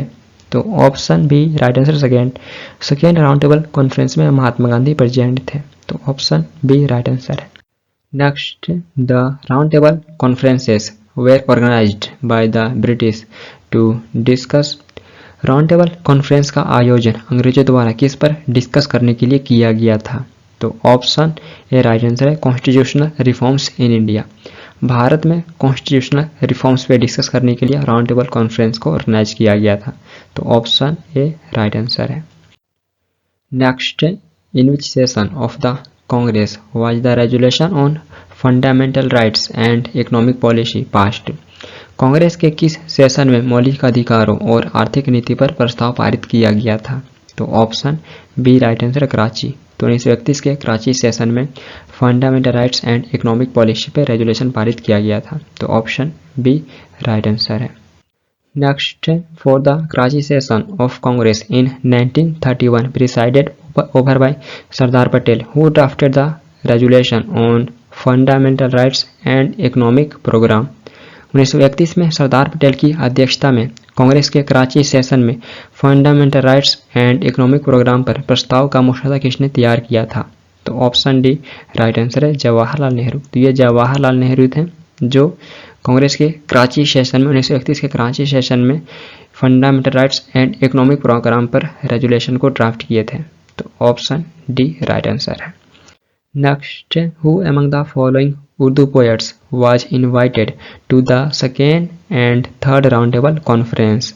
निम्नलिखित उर्दू कवियों में से किसको सेकेंड और थर्ड राउंड टेबल कॉन्फ्रेंस में इनवाइट किया गया था। तो ऑप्शन डी राइट आंसर है मोहम्मद इकबाल। तो ये उर्दू पोएट्स थे, इन्हें सेकेंड और थर्ड राउंड टेबल कॉन्फ्रेंस में इनवाइट किया गया था और इनके द्वारा सारे जहाँ से अच्छा हिंदुस्तान हमारे सॉन्ग को कंपोज किया गया है। तो ये भी पूछे जाते हैं। Next, who among the following attended all the 3 round table conferences. निम्नलिखित में से किसने तीनों गोलमेज सम्मेलनों में भाग लिया था। तो यहाँ पे आपको बताना है ऑप्शन में से कौन तीनों राउंड टेबल कॉन्फ्रेंस को अटेंड किए थे। तो ऑप्शन ये राइट आंसर है बी आर अम्बेडकर। तो ये बी आर अम्बेडकर जी थे। देन इनके अलावा तेज बहादुर शाहपुरी, तो ये भी तीनों राउंड टेबल कॉन्फ्रेंस को अटेंड किए थे। Next, who among the following British prime minister had announced the Commonwealth award in 1932 during India's freedom movement.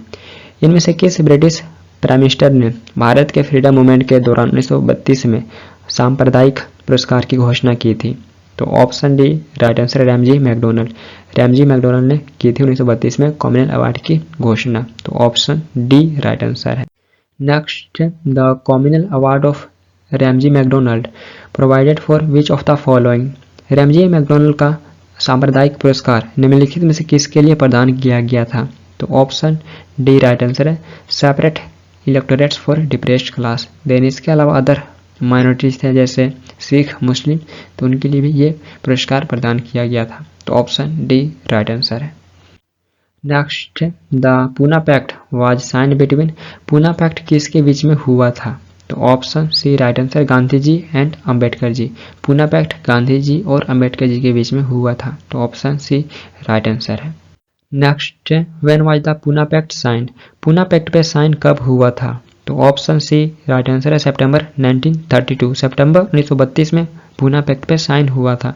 तो पूना पैक्ट पे साइन बी आर अम्बेडकर और महात्मा गांधी के बीच में 24 सितंबर 1932 में पुणे के यरवदा सेंट्रल जेल में हुआ था और महात्मा गांधी की ओर से मदन मोहन मालवीय साइन किए हुए थे क्योंकि महात्मा गांधी जी का हेल्थ कंडीशन ठीक नहीं था, वे भूख इनके बिहार पे मदन मोहन मालवीय साइन किए हुए थे। तो ऑप्शन सी राइट आंसर है सितंबर 1932 में पूना पैक्ट हुआ था।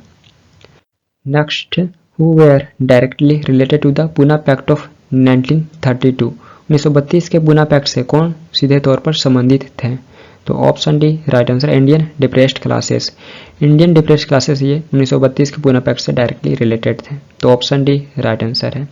Next, who founded the all India Harijan Sangh. All India Harijan संघ के फाउंडर कौन थे।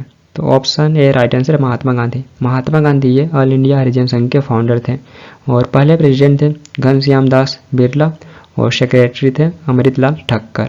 फाउंडर महात्मा गांधी थे। ऑप्शन ए राइट आंसर है। Next, all India depressed classes association was founded by. अखिल भारतीय दलित वर्ग संघ की स्थापना किसके द्वारा की गई थी। तो यहाँ पे आपको बताना है all India depressed classes association के फाउंडर कौन थे। तो ऑप्शन सी राइट आंसर है B R Ambedkar. B R Ambedkar ji all India depressed classes association के फाउंडर थे। तो ऑप्शन सी राइट आंसर है। Next, which one of the following is the correct chronological order. निम्नलिखित में से कौन सा सही क्रोनोलॉजिकल ऑर्डर में है। तो यहाँ पे पहचान करना कौन सा सही सीक्वेंस में है। तो ऑप्शन बी राइट आंसर है। पहले साइमन कमीशन भारत में आया था 1928 में। देन इसके बाद 1930 में first round table conference organise हुआ था। 1931 में गांधी इरविन पैक्ट हुआ था और 1932 में पूना पैक्ट हुआ था। तो ये करेक्ट क्रोनोलॉजिकल ऑर्डर में है, तो ऑप्शन बी राइट आंसर है। नेक्स्ट है, under whose leadership was the Congress socialist party founded in 1934। 1934 में कांग्रेस सोशलिस्ट पार्टी की स्थापना किसके नेतृत्व में हुई थी? तो ऑप्शन डी राइट आंसर आचार्य नरेंद्र देव। आचार्य नरेंद्र देव की लीडरशिप में 1934 में कांग्रेस सोशलिस्ट पार्टी की स्थापना हुई थी। तो 1934 में जयप्रकाश नारायण, राम मनोहर लोहिया और आचार्य नरेंद्र देव, तो ये 3 फाउंडर मेंबर थे कांग्रेस सोशलिस्ट पार्टी के, और ऑप्शन में ये तीनों नाम देखने को मिलते हैं, बट यहाँ पे ऑप्शन में आचार्य नरेंद्र देव देखने को मिल रहा है, तो ऑप्शन डी राइट आंसर है। Next, Jayaprakash Narayan belong to which party? Jayaprakash Narayan किस पार्टी से थे? तो option B right answer socialist. तो ये कांग्रेस सोशलिस्ट पार्टी के फाउंडर थे 1934 में, तो ये सोशलिस्ट पार्टी से संबंधित थे, तो ऑप्शन बी राइट आंसर है। Next, who among the following first suggested the constituent assembly in 1934? निम्नलिखित में से किसने सबसे पहले 1934 में संविधान सभा का सुझाव दिया था? तो option A right answer M N Roy. तो ये एम एन रॉय थे जो पहली बार 1934 में कॉन्स्टिट्यूएंट असेंबली को सजेस्ट किए हुए थे, तो ऑप्शन ए राइट आंसर है।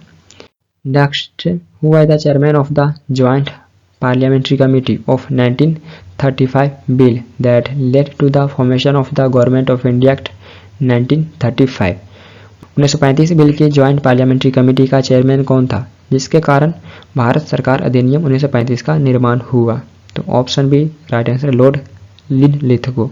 तो लिनलिथगो ये 1935 बिल के ज्वाइंट पार्लियामेंट्री कमेटी का चेयरमैन था, जिसके चलते गवर्नमेंट ऑफ इंडिया एक्ट 1935 का निर्माण हुआ। फिर आगे चलकर ये 1936 में वायसराय भी बनता है, ये 1936 में वायसराय भी बनेगा। और जब ये एक्ट पारित किया गया था गवर्नमेंट ऑफ इंडिया एक्ट 1935, तो इसमें वायसराय था Willingdon. Next, by which act the system of dyarchy was introduced at the centre? केंद्र में द्वैध शासन व्यवस्था किस अधिनियम के द्वारा लागू किया गया था? तो ऑप्शन डी राइट आंसर है government of India act 1935। Government of India act 1935 के तहत केंद्र में द्वैध शासन व्यवस्था को लागू किया गया था, तो ऑप्शन डी राइट आंसर है। और इससे पहले 1919 में जो पारित हुआ था गवर्नमेंट ऑफ इंडिया एक्ट, तो उसके तहत प्रांतों में द्वैध शासन को लागू किया गया था। Next, provincial autonomy was one of the important features of the act of. प्रांतीय स्वायत्तता किस अधिनियम की महत्वपूर्ण विशेषताओं में से एक थी? तो ऑप्शन डी राइट आंसर 1935 के एक्ट की ये इम्पोर्टेंट फीचर में से एक थी, provincial autonomy. Next, which one of the following is not a feature of the government of India act of 1935? निम्नलिखित में से कौन सा भारत सरकार अधिनियम 1935 की विशेषता नहीं है? तो ऑप्शन डी ये विशेषता नहीं, ये फीचर नहीं है, क्योंकि इस एक्ट के तहत सिर्फ केंद्र में द्वैध शासन को इंट्रोड्यूस किया गया था, प्रांतों में समाप्त करके सिर्फ केंद्र में द्वैध शासन को इंट्रोड्यूस किया गया था, तो ये फीचर नहीं है गवर्नमेंट ऑफ इंडिया एक्ट 1935 की।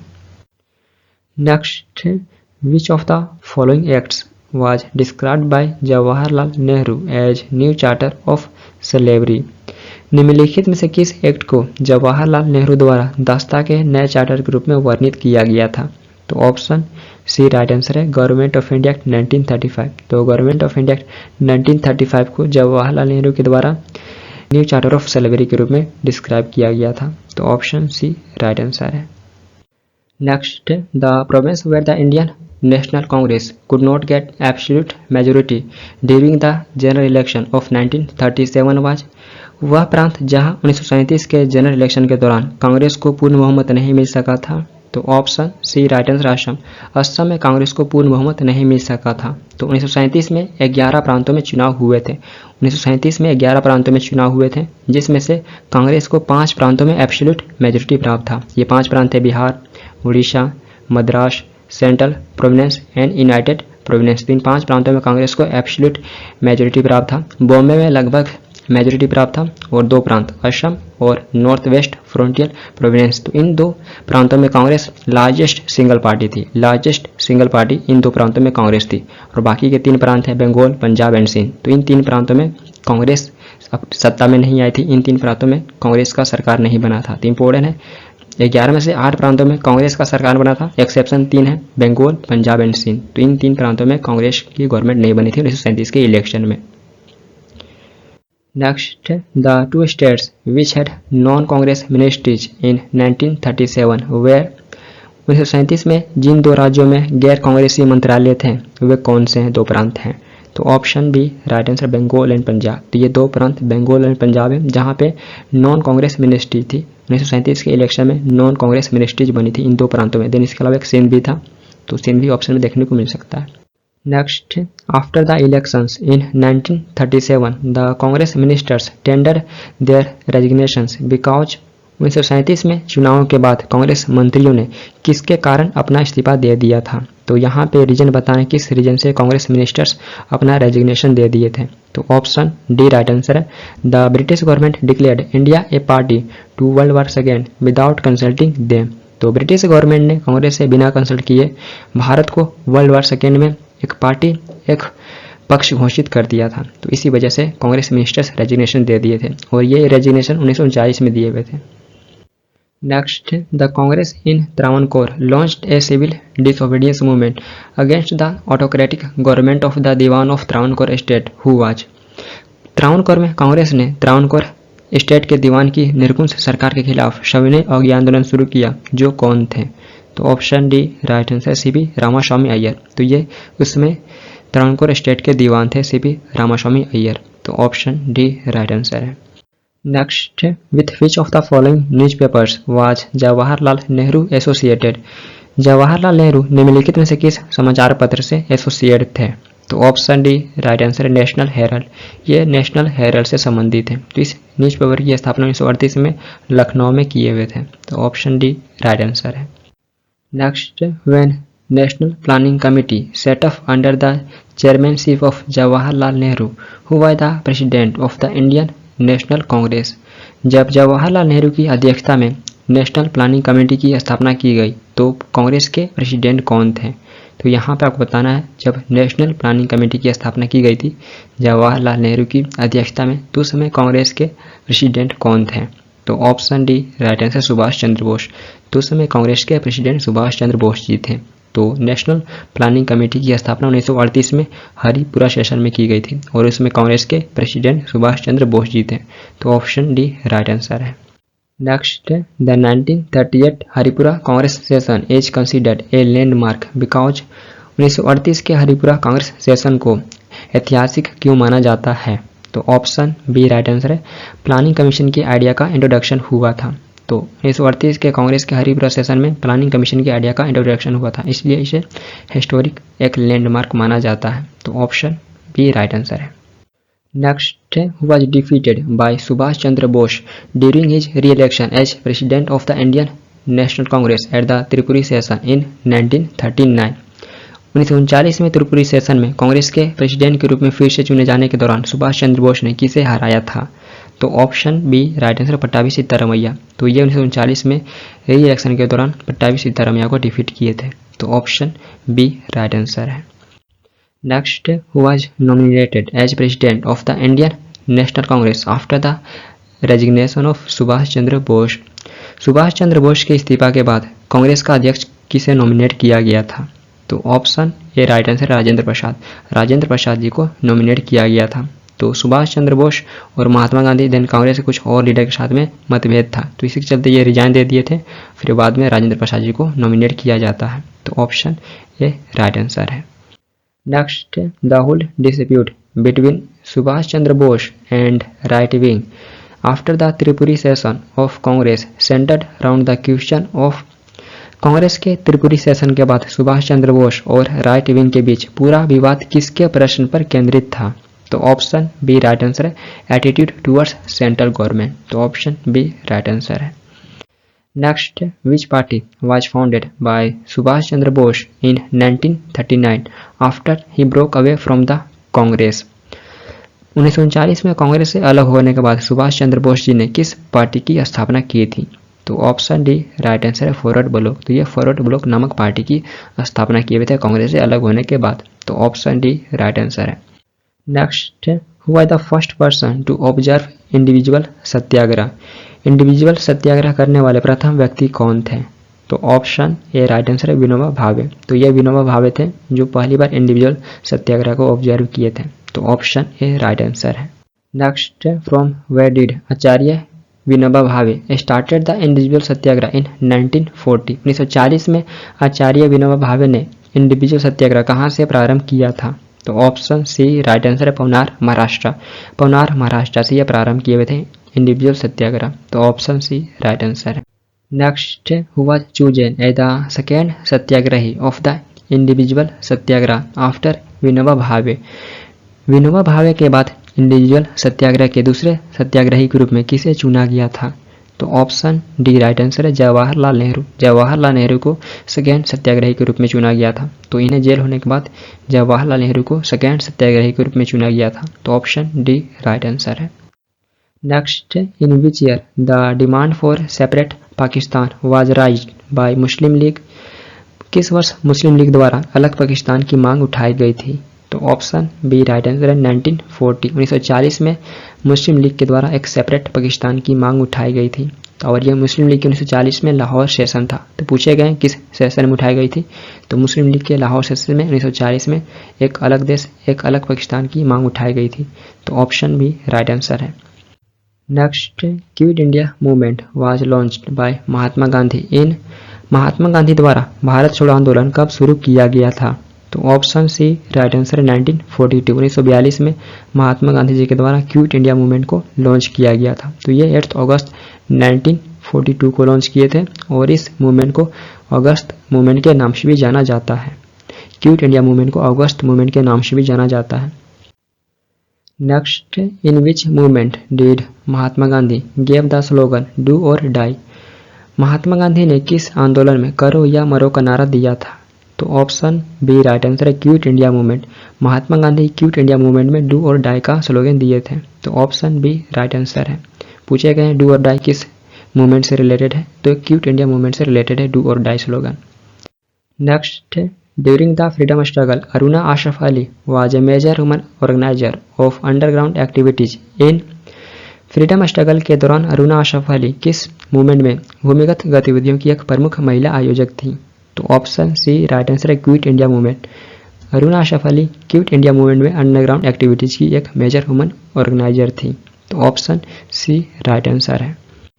Next, during which one of the following movements did Mahatma Gandhi wrote personally I am so sick of slavery that I am even prepared to take the rise of anarchy. निम्नलिखित में से किस आंदोलन के दौरान महात्मा गांधी ने लिखा था व्यक्तिगत रूप से मैं गुलामी से इतना तंग आ चुका हूं कि मैं अराजकता को जन्म देने के लिए भी तैयार हूं। तो ऑप्शन ए राइट आंसर है क्विट इंडिया मूवमेंट। ये क्विट इंडिया मूवमेंट के दौरान लिखे हुए थे कि व्यक्तिगत रूप से मैं गुलामी से इतना तंग आ चुका हूं कि मैं अराजकता को भी जन्म देने के लिए भी तैयार हूं। तो ऑप्शन ए राइट आंसर है। Next, the prime minister of England eight the time of quit India movement was. Bharat छोड़ो आंदोलन के समय इंग्लैंड का प्रधानमंत्री कौन था? तो ऑप्शन बी राइट आंसर है चर्चिल। विंस्टन चर्चिल उस समय इंग्लैंड का पीएम था। क्विट इंडिया मूवमेंट के समय चर्चिल इंग्लैंड का पीएम था। तो ऑप्शन बी राइट आंसर है। Next, who of the following prime ministers sent Cripps mission to India. निम्नलिखित में से किस प्रधानमंत्री ने भारत में क्रिप्स मिशन भेजा था?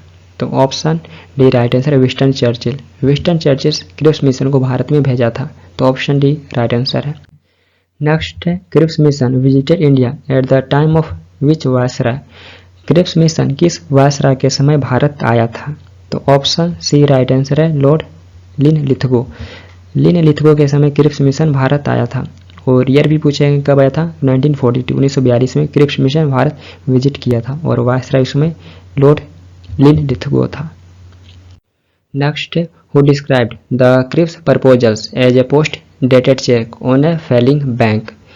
किसने क्रिप्स प्रस्ताव को a post dated cheque on a failing bank के रूप में वर्णित किया? तो option B right answer Mahatma Gandhi. तो ये महात्मा गांधी थे जो क्रिप्स प्रपोजल्स को post dated cheque on a failing bank के रूप में डिस्क्राइब किए थे। तो ऑप्शन बी राइट आंसर है। Next, who was the first person to establish an independent Indian army outside India. भारत से बाहर इंडिपेंडेंट इंडियन आर्मी की स्थापना करने वाले पहले व्यक्ति कौन थे? तो ऑप्शन सी राइट आंसर है रास बिहारी बोस। रास बिहारी बोस ये भारत से बाहर इंडिपेंडेंट इंडियन आर्मी की स्थापना करने वाले पहले व्यक्ति थे। और कहीं भी आपको ऑप्शन में मोहन सिंह भी देखने को मिलेगा। तो आर्मी का गठन पहली बार 1942 में मोहन सिंह के नेतृत्व में सिंगापुर में जापान द्वारा कैप्चर किए गए ब्रिटिश इंडियन आर्मी के भारतीय युद्ध बंदियों द्वारा किया गया था। तो बेसिकली मोहन सिंह ये साउथ ईस्ट एशिया में ब्रिटिश इंडियन आर्मी का नेतृत्व कर रहे थे। वर्ल्ड वार सेकेंड के दौरान ये साउथ ईस्ट एशिया में नेतृत्व कर रहे थे, लेकिन जापान के द्वारा इन्हें कैप्चर कर लिया गया था। तो बाद में 1942 में ये इंडियन आर्मी के फॉर्मेशन में एक इंपॉर्टेंट रोल प्ले किए थे रास बिहारी बोस के साथ मिलकर। तो ये दोनों नाम देखने को मिल सकते हैं। फिर बाद में झड़प हो गया था इनका, तो ये फिर सुभाष चंद्र बोस को कमान दे दिए थे। जब ये जापान पहुंचे थे तो इनको कमान दे दिए थे, तो ये फिर से आर्मी को रिवाइव किए थे सुभाष चंद्र बोस। तो ये भी पूछ लिए जाते हैं कि इनके द्वारा रिवाइव किया गया था बाद में, तो सुभाष चंद्र बोस जी के द्वारा रिवाइव किया गया था। Next, in which country was the Indian national Army formed? Indian national Army का गठन किस देश में किया गया था? तो option D right answer Singapore. Singapore में किया गया था, ये भी पूछे गए। Next, who handed over the charge of Indian national Army to Netaji Subhas Chandra Bose? Netaji Subhas Chandra Bose को इंडियन नेशनल आर्मी का कार्यभार किसने सौंपा? तो ऑप्शन सी राइट आंसर रास बिहारी बोस। तो ये रास बिहारी बोस थे जो इंडियन नेशनल आर्मी का कार्यभार सुभाष चंद्र बोस जी को सौंपे थे। तो ऑप्शन सी राइट आंसर है। Next, who was the commander in chief of Indian national Army before Subhas Chandra Bose? Subhas Chandra Bose से पहले इंडियन नेशनल आर्मी के कमांडर इन चीफ कौन थे? तो option D right answer captain Mohan Singh. तो ये पहले कमांडर इन चीफ बने थे इंडियन नेशनल आर्मी के। तो इनके बाद फिर सुभाष चंद्र बोस जी बने हुए थे। तो ऑप्शन डी राइट आंसर। यहाँ पे पूछ रहा पहले कौन थे, तो कैप्टन मोहन सिंह ये पहले कमांडर इन चीफ थे। Next, the Rani of Jhansi regiment was the women's regiment of the Indian national army was formed by? Jhansi की Rani regiment Indian national army की महिला रेजिमेंट थी जिसका गठन किसके द्वारा किया गया था? तो ऑप्शन डी राइट आंसर है सुभाष चंद्र बोस। सुभाष चंद्र बोस जी के द्वारा किया गया था। तो झांसी की रानी लक्ष्मीबाई पे इस यूनिट का नाम रानी ऑफ झांसी रेजिमेंट रखा गया था और इसकी स्थापना सुभाष चंद्र बोस 12 जुलाई 1943 में किए हुए थे। इस रेजिमेंट की स्थापना 12 जुलाई 1943 में किए हुए थे Netaji. Next, the Rani of Jhansi regiment the women's regiment of Azad Hind Fauj was led by whose? Jhansi की रानी रेजिमेंट आज़ाद हिंद फौज की महिला रेजिमेंट का नेतृत्व किसके द्वारा किया गया था? तो option C right answer Lakshmi Sahgal. Lakshmi Sahgal के द्वारा किया गया था और लक्ष्मी सहगल को ही लक्ष्मी स्वामीनाथन के नाम से जाना जाता था। तो ऑप्शन में ये भी नाम देखने को मिलते हैं आपको, लक्ष्मी सहगल या लक्ष्मी स्वामीनाथन भी देखने को मिल सकता है। तो इनके द्वारा रानी ऑफ झांसी रेजिमेंट का नेतृत्व किया गया था। और आज़ाद हिंद फौज, तो इंडियन नेशनल आर्मी को ही आज़ाद हिंद फौज के नाम से जाना जाता था क्योंकि सुभाष चंद्र बोस आज़ाद हिंद एक गवर्नमेंट की स्थापना किए हुए थे, तो इसलिए आज़ाद हिंद फौज इंडियन नेशनल आर्मी को ही जाना जाता था। Next, who prepared CR formula remove the political deadlock between Muslim league and Indian national Congress? Muslim league और इंडियन नेशनल कांग्रेस के बीच पॉलिटिकल डेडलॉक को दूर करने के लिए CR फॉर्मूला किसने तैयार किया? तो ऑप्शन बी राइट आंसर है सी राजागोपालाचारी। सी राजागोपालाचारी CR फॉर्मूला को तैयार किए थे और इस फार्मूला को राजा जी फार्मूला के नाम से भी जाना जाता है और इस फार्मूला को ये प्रिपेयर 1944 में किए हुए थे। नेक्स्ट, द स्लोगन जय हिंद वाज गिवन बाय? जय हिंद का नारा किसके द्वारा दिया गया था? तो ऑप्शन डी राइट आंसर है सुभाष चंद्र बोस। सुभाष चंद्र बोस जी के द्वारा जय हिंद का नारा दिया गया था। तो ऑप्शन डी राइट आंसर है। Next, who among the following nationalist leader gave the slogan Delhi चलो? निम्नलिखित में से किस राष्ट्रवादी नेता ने दिल्ली चलो का नारा दिया था? तो ऑप्शन ए राइट आंसर है सुभाष चंद्र बोस। नेताजी सुभाष चंद्र बोस जी दिल्ली चलो का नारा दिए थे और ये स्लोगन सिंगापुर से दिए हुए थे। तो ये भी एग्जाम में क्वेश्चन पूछ लिए गए कि दिल्ली चलो का नारा कहाँ से दिया गया था, तो सिंगापुर से दिए हुए थे। Next, which Congress president negotiated with both Cripps mission and Lord Wavell? किस कांग्रेस अध्यक्ष ने क्रिप्स मिशन और लॉर्ड वेबल दोनों के साथ बातचीत की? तो option C right answer Abul Kalam Azad. तो ये अबुल कलाम आजाद थे जो क्रिप्स मिशन और लॉर्ड वेबल दोनों से नेगोशिएट किए हुए थे। तो ऑप्शन सी राइट आंसर है। Next, which one of the following pair is not correctly match. निम्नलिखित में से कौन सा एक पेयर करेक्टली मैच नहीं है? तो यहाँ पे आपको बताना है ऑप्शन से कौन सा एक पेयर करेक्टली मैच नहीं है। तो ऑप्शन सी यह करेक्टली मैच नहीं है, क्योंकि कांग्रेस सोशलिस्ट पार्टी की स्थापना 1934 में राम मनोहर लोहिया, जयप्रकाश नारायण और आचार्य नारेंद्र देव किए हुए थे। तो इसलिए यह स्टेटमेंट रॉन्ग है, ये मैच नहीं है अपने पेयर के साथ। Next, who suggested the reconstruction of the viceroy executive council in which all the portfolios including that of war members were to be held by the Indian leaders। Viceroy executive council के पुनर्गठन का सुझाव किसने दिया, जिसमें युद्ध सदस्यों सहित सभी पोर्टफोलियो भारतीय नेताओं के पास होने चाहिए?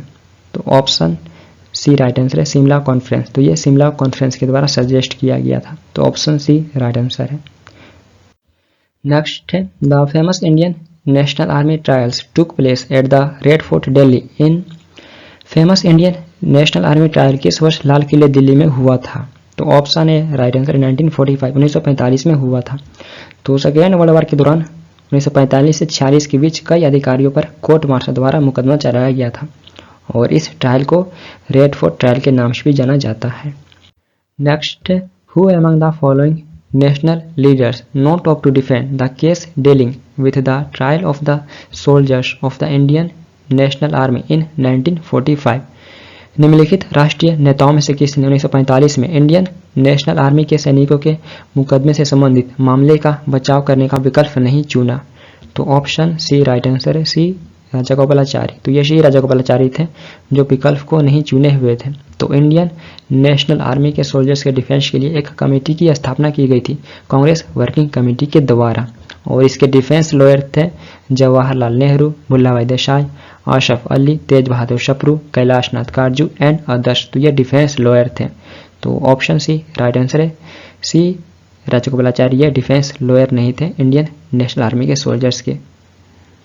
नेक्स्ट है, who were the advocates appointed by the Indian national Congress to take up the case of the Indian national officers Shahnawaz Khan, Gurbaksh Dhillon and Prem Sehgal at the historic Red Fort at Delhi.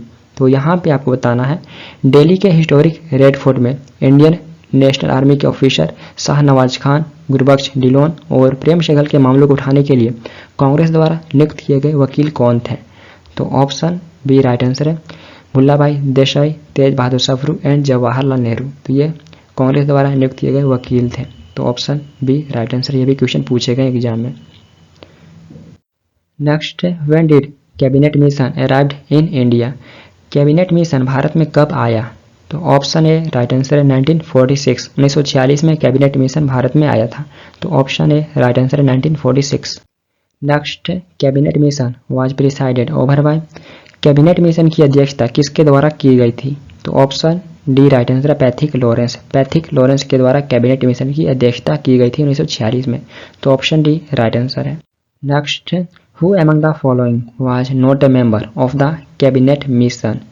निम्नलिखित में से कौन कैबिनेट मिशन का सदस्य नहीं था? तो यहाँ पे एक मेंबर की पहचान करना है जो कैबिनेट मिशन का मेंबर नहीं था। तो ऑप्शन ए राइट आंसर है, रेडक्लिफ ये कैबिनेट मिशन का मेंबर नहीं था।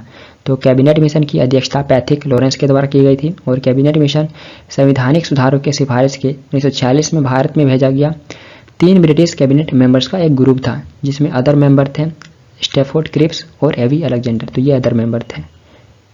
Next, the final arrangements for the India's independence were worked out by the. भारत की स्वतंत्रता के लिए अंतिम व्यवस्था किसके द्वारा की गई थी? तो option B right answer, cabinet mission. Cabinet mission के द्वारा भारत की स्वतंत्रता के लिए फाइनल अरेंजमेंट अंतिम व्यवस्था की गई थी। तो ऑप्शन बी राइट आंसर है।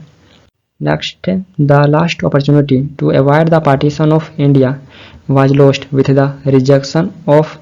भारत को विभाजन से बचाने का आखिरी अवसर किसके रिजेक्शन के साथ हो गया? तो option C right answer, cabinet mission. Cabinet mission के रिजेक्शन के साथ भारत को विभाजन से बचाने का लास्ट अपॉर्चुनिटी खो गया। तो ऑप्शन सी राइट आंसर है।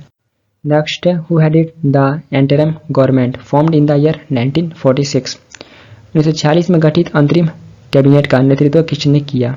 तो ऑप्शन सी राइट आंसर है, जवाहरलाल नेहरू। जवाहरलाल नेहरू 1946 में गठित अंतरिम कैबिनेट का नेतृत्व किए थे। Next, in the context of interim government of India, who among the following was holding the portfolio of finance? Bharat की अंतरिम सरकार के संदर्भ में निम्नलिखित में से किसके पास वित्त विभाग था? तो option B right answer Liaquat Ali Khan. Liaquat Ali Khan के पास पोर्टफोलियो फाइनेंस था, तो ऑप्शन बी राइट आंसर है। नेक्स्ट है which portfolio was held by doctor Rajendra Prasad in the interim government formed in 1946। 1946 में गठित अंतरिम सरकार में डॉक्टर राजेंद्र प्रसाद के पास कौन सा पोर्टफोलियो था? तो ऑप्शन डी राइट आंसर है फूड एंड एग्रीकल्चर। तो इनके पास फूड एंड एग्रीकल्चर पोर्टफोलियो था 1946 में गठित अंतरिम गवर्नमेंट में, तो ऑप्शन डी राइट आंसर है food and agriculture. Next, who were the official negotiators for the Congress with Cripps mission? Cripps mission के साथ कांग्रेस के ऑफिशियल नेगोशिएटर कौन थे? तो ऑप्शन ए राइट आंसर है जवाहरलाल नेहरू एंड मौलाना आजाद। तो ये ऑफिशियल नेगोशिएटर थे क्रिप्स मिशन के साथ कांग्रेस के, तो ऑप्शन ए राइट आंसर है। Next, which day was declared as the direct action day by the Muslim League? Muslim League द्वारा किस दिन को डायरेक्ट एक्शन डे डिक्लेयर किया गया था? तो ऑप्शन डी राइट आंसर है 16 अगस्त 1946। 16 अगस्त 1946 को मुस्लिम अगस्त के द्वारा डायरेक्ट एक्शन डे के रूप में डिक्लेयर किया गया था, तो ऑप्शन डी राइट आंसर है। Next, who was the last British viceroy of India? Last British viceroy कौन था? तो ऑप्शन डी राइट आंसर है लॉर्ड माउंटबेटन। माउंटबेटन ये लास्ट ब्रिटिश वायसराय था। और फर्स्ट कौन था? तो फर्स्ट कैनिंग था जो 1858 में बना था, और last British viceroy Lord Mountbatten था, तो ऑप्शन डी राइट आंसर है। Next, two independent states of India and Pakistan were created by? भारत और पाकिस्तान दो स्वतंत्र राज्यों का निर्माण किसके द्वारा किया गया था? तो ऑप्शन डी राइट आंसर है द इंडियन इंडिपेंडेंस एक्ट। तो इंडियन इंडिपेंडेंस एक्ट के द्वारा भारत और पाकिस्तान दो स्वतंत्र राज्यों का निर्माण किया गया था, तो ऑप्शन डी राइट आंसर है। Next, the resolution for India's partition was passed on 14th June 1947 in the Delhi Congress session. Who was the president of that session? 14 जून 1947 को दिल्ली कांग्रेस सेशन में भारत के विभाजन का प्रस्ताव पारित किया गया, तो इस सेशन के अध्यक्ष कौन थे? तो ऑप्शन बी राइट आंसर है राजेंद्र प्रसाद। राजेंद्र प्रसाद इस सेशन के अध्यक्ष थे। तो यहाँ पे इंपॉर्टेंट पॉइंट है, आज़ादी के समय तो अध्यक्ष जेबी कृपलानी ही थे, लेकिन 14 जून 1947 को दिल्ली कांग्रेस सेशन में राजेंद्र प्रसाद अध्यक्ष बने हुए थे, तो ऑप्शन बी राइट आंसर है। तो यहाँ पे कन्फ्यूजन हो सकते हैं, आज़ादी के समय जेबी कृपलानी ही प्रेसिडेंट थे। Next, who was the president of Indian national Congress at the time of partition of India? Bharat के विभाजन के समय कांग्रेस के अध्यक्ष कौन थे? तो यहाँ पे इंपॉर्टेंट, भारत के विभाजन के समय कांग्रेस के अध्यक्ष कौन थे? तो ऑप्शन ए राइट आंसर आचार्य जेबी कृपलानी। जेबी कृपलानी ये भारत के विभाजन के समय कांग्रेस के प्रेसिडेंट थे। तो ये 1946 में मेरठ सेशन के बने हुए थे, तो उसके बाद यही रह गए थे प्रेसिडेंट विभाजन और आज़ादी के समय, तो इम्पोर्टेंट है। लेकिन इससे पहले जो दिल्ली सेशन हुआ था 14 जून को, तो वहाँ पे राजेंद्र प्रसाद बने हुए थे प्रेसिडेंट, सिर्फ वहाँ पे वो बने हुए थे। Next, the Balkan plan for fragmentation of India was the brain child of? Bharat के विखंडन की बाल्कन योजना किसके दिमागी उपज थी? तो option D right answer Lord Mountbatten. तो भारत के फ्रेगमेंटेशन के लिए बाल्कन प्लान ये माउंटबेटन की दिमागी उपज थी, तो ऑप्शन डी राइट आंसर है। Next, who was the president of Indian national Congress when the Mountbatten plan was accepted? Mountbatten plan accept होने के समय कांग्रेस के अध्यक्ष कौन थे? तो ऑप्शन सी राइट आंसर है जेबी कृपलानी। जेबी कृपलानी ये माउंटबेटन प्लान एक्सेप्ट होने के समय कांग्रेस के अध्यक्ष थे, तो ऑप्शन सी राइट आंसर है। Next, who among the following Gandhian flowers was a teacher by profession? निम्नलिखित में से कौन एक Gandhian flower by profession teacher थे? तो ऑप्शन बी राइट आंसर है जेबी कृपलानी। जेबी कृपलानी एक टीचर थे, बाय प्रोफेशन एक टीचर थे। तो एन सिन्हा, ब्रजकिशोर एंड राजेंद्र प्रसाद, तो ये तीनों इंडियन लॉयर थे, जबकि जेबी कृपलानी बाय प्रोफेशन एक टीचर थे, तो ऑप्शन बी राइट आंसर। ये क्वेश्चन पूछे गए हैं। Next, at the time of partition of India which of the following province of British India came forward with A plan for United and independent existence?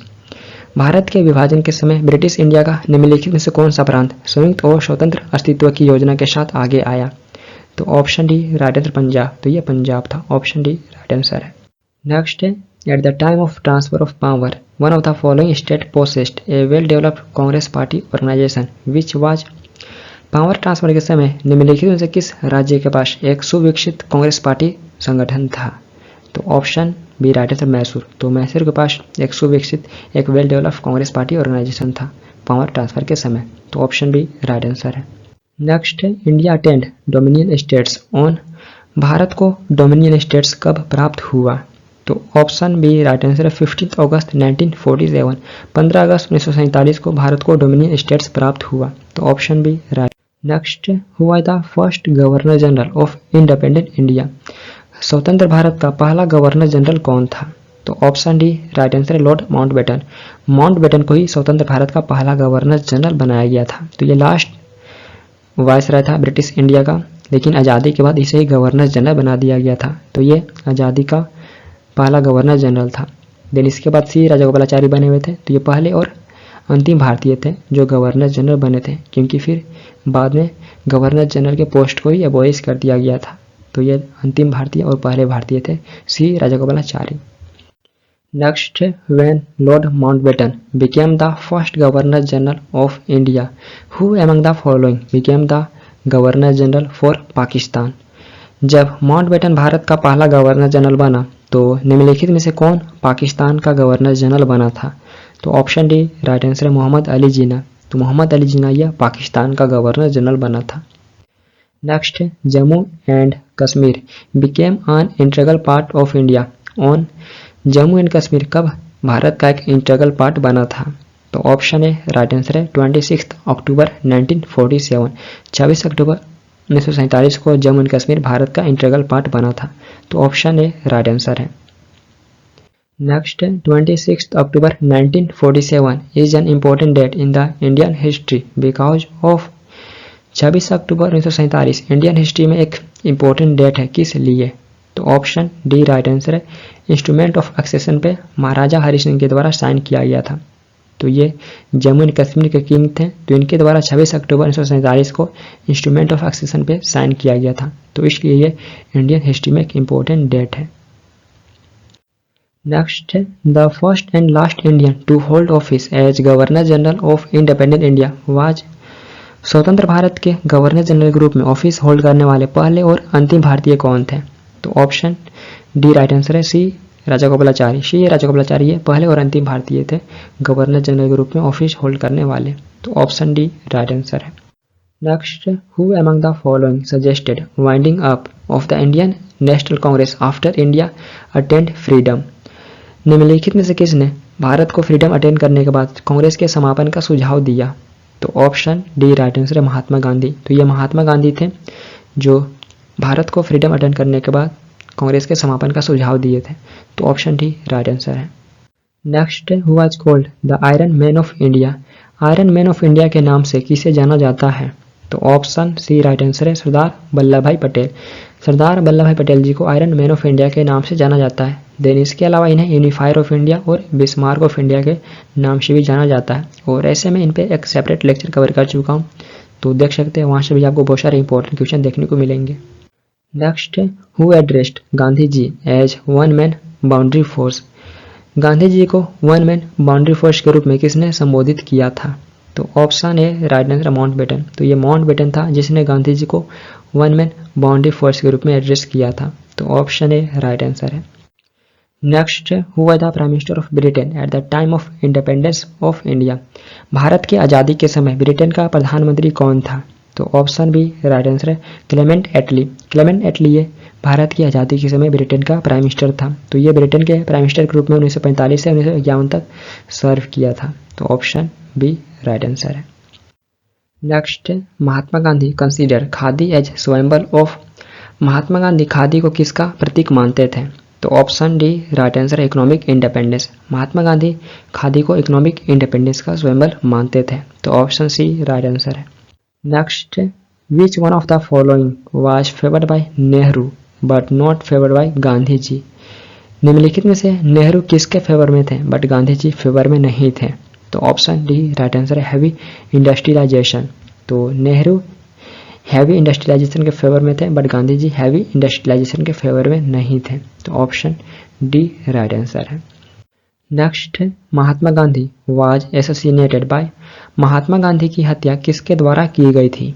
तो option B right answer है नाथूराम गोडसे। नाथूराम गोडसे के द्वारा महात्मा गांधी की हत्या की गई थी। तो 30 जनवरी 1948 को नाथूराम गोडसे के द्वारा न्यू दिल्ली के बिरला हाउस में एक प्रेयर मीटिंग में महात्मा गांधी की हत्या की गई थी। और जब इनकी हत्या की गई थी तो ये उस समय 78 साल के थे और उस दिन फ्राइडे था। 30 जनवरी 1948 को फ्राइडे था। तो किसी एग्जाम में यह भी पूछ लिया गया कि 30 जनवरी को कौन सा दिन था जिस दिन महात्मा गांधी की हत्या की गई थी, तो उस दिन फ्राइडे था। Next, which of the following days was declared as the international day of non violence by the UNO. निम्नलिखित में से किस दिन को यूएनओ द्वारा अंतर्राष्ट्रीय अहिंसा दिवस घोषित किया गया है? तो ऑप्शन ए राइट आंसर है 2 अक्टूबर। 2 अक्टूबर को यूएनओ द्वारा international day of non violence के रूप में डिक्लेयर किया गया है। तो इस दिन जाने रहेंगे महात्मा गांधी जी का जन्म हुआ था, तो इनके बर्थ एनिवर्सरी को मार्क करने के लिए ही 2 अक्टूबर को international day of non violence के रूप में डिक्लेयर किया गया है। Next, which of the following are the most teachings of Gandhi ji. निम्नलिखित में से कौन सी गांधी जी की सबसे महत्वपूर्ण टीचिंग है?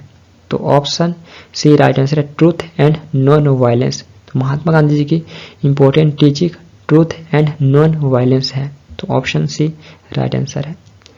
Next, whose autobiography is India wins freedom. India wins freedom किसकी आत्मकथा है? तो option D right answer Abul Kalam Azad.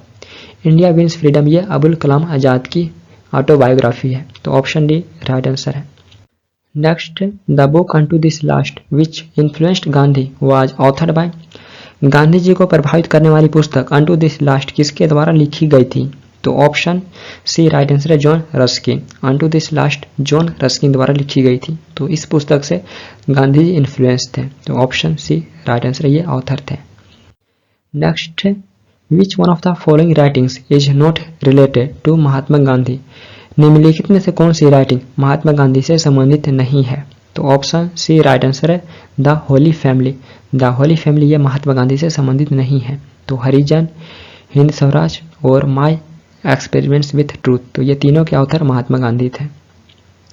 Next, who are the author of the book my experiment with truth. My experiment with truth के author कौन थे? तो option B right answer M K Gandhi. Mohandas Karamchand Gandhi ये author थे।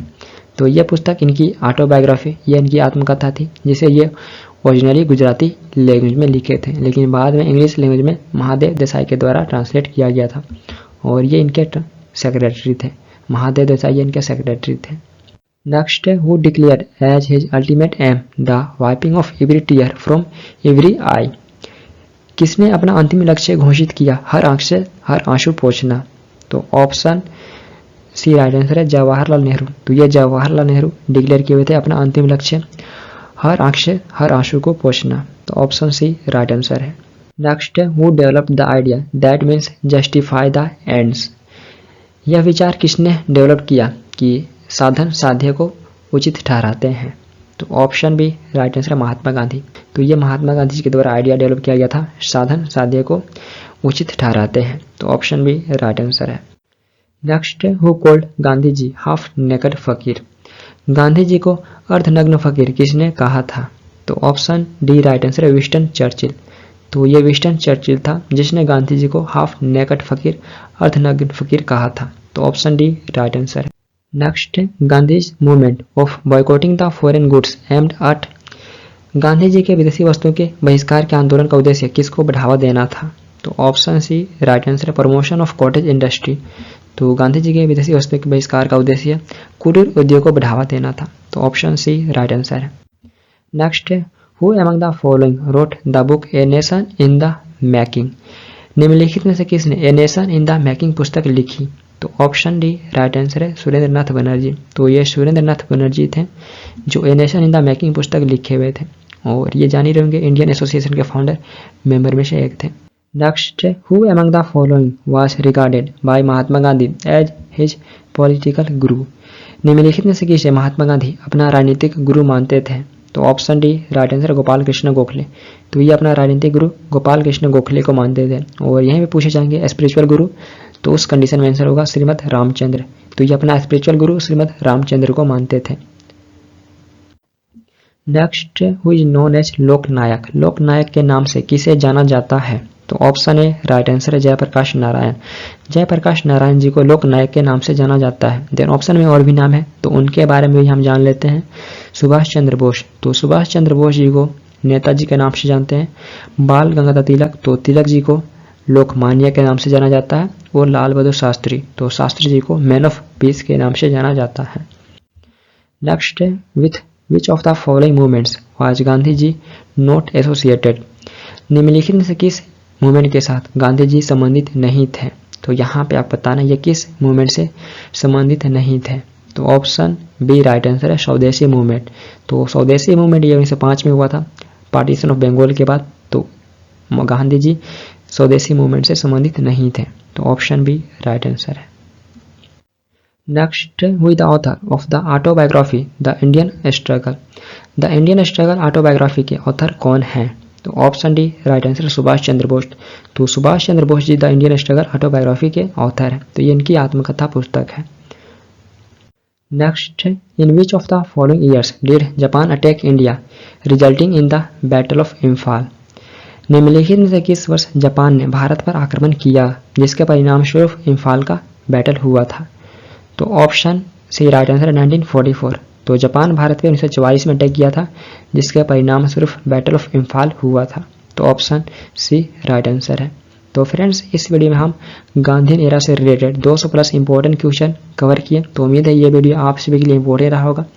यदि इंपॉर्टेंट रहा तो आप अपना फीडबैक दे सकते हैं। इस वीडियो को लाइक, कमेंट एंड शेयर भी कर सकते हैं और इस चैनल को भी सब्सक्राइब कर सकते हैं फॉर मोर वीडियोज। तो फिर मिलते हैं हम नेक्स्ट वीडियो के साथ। Thank you for watching this video. Thank you.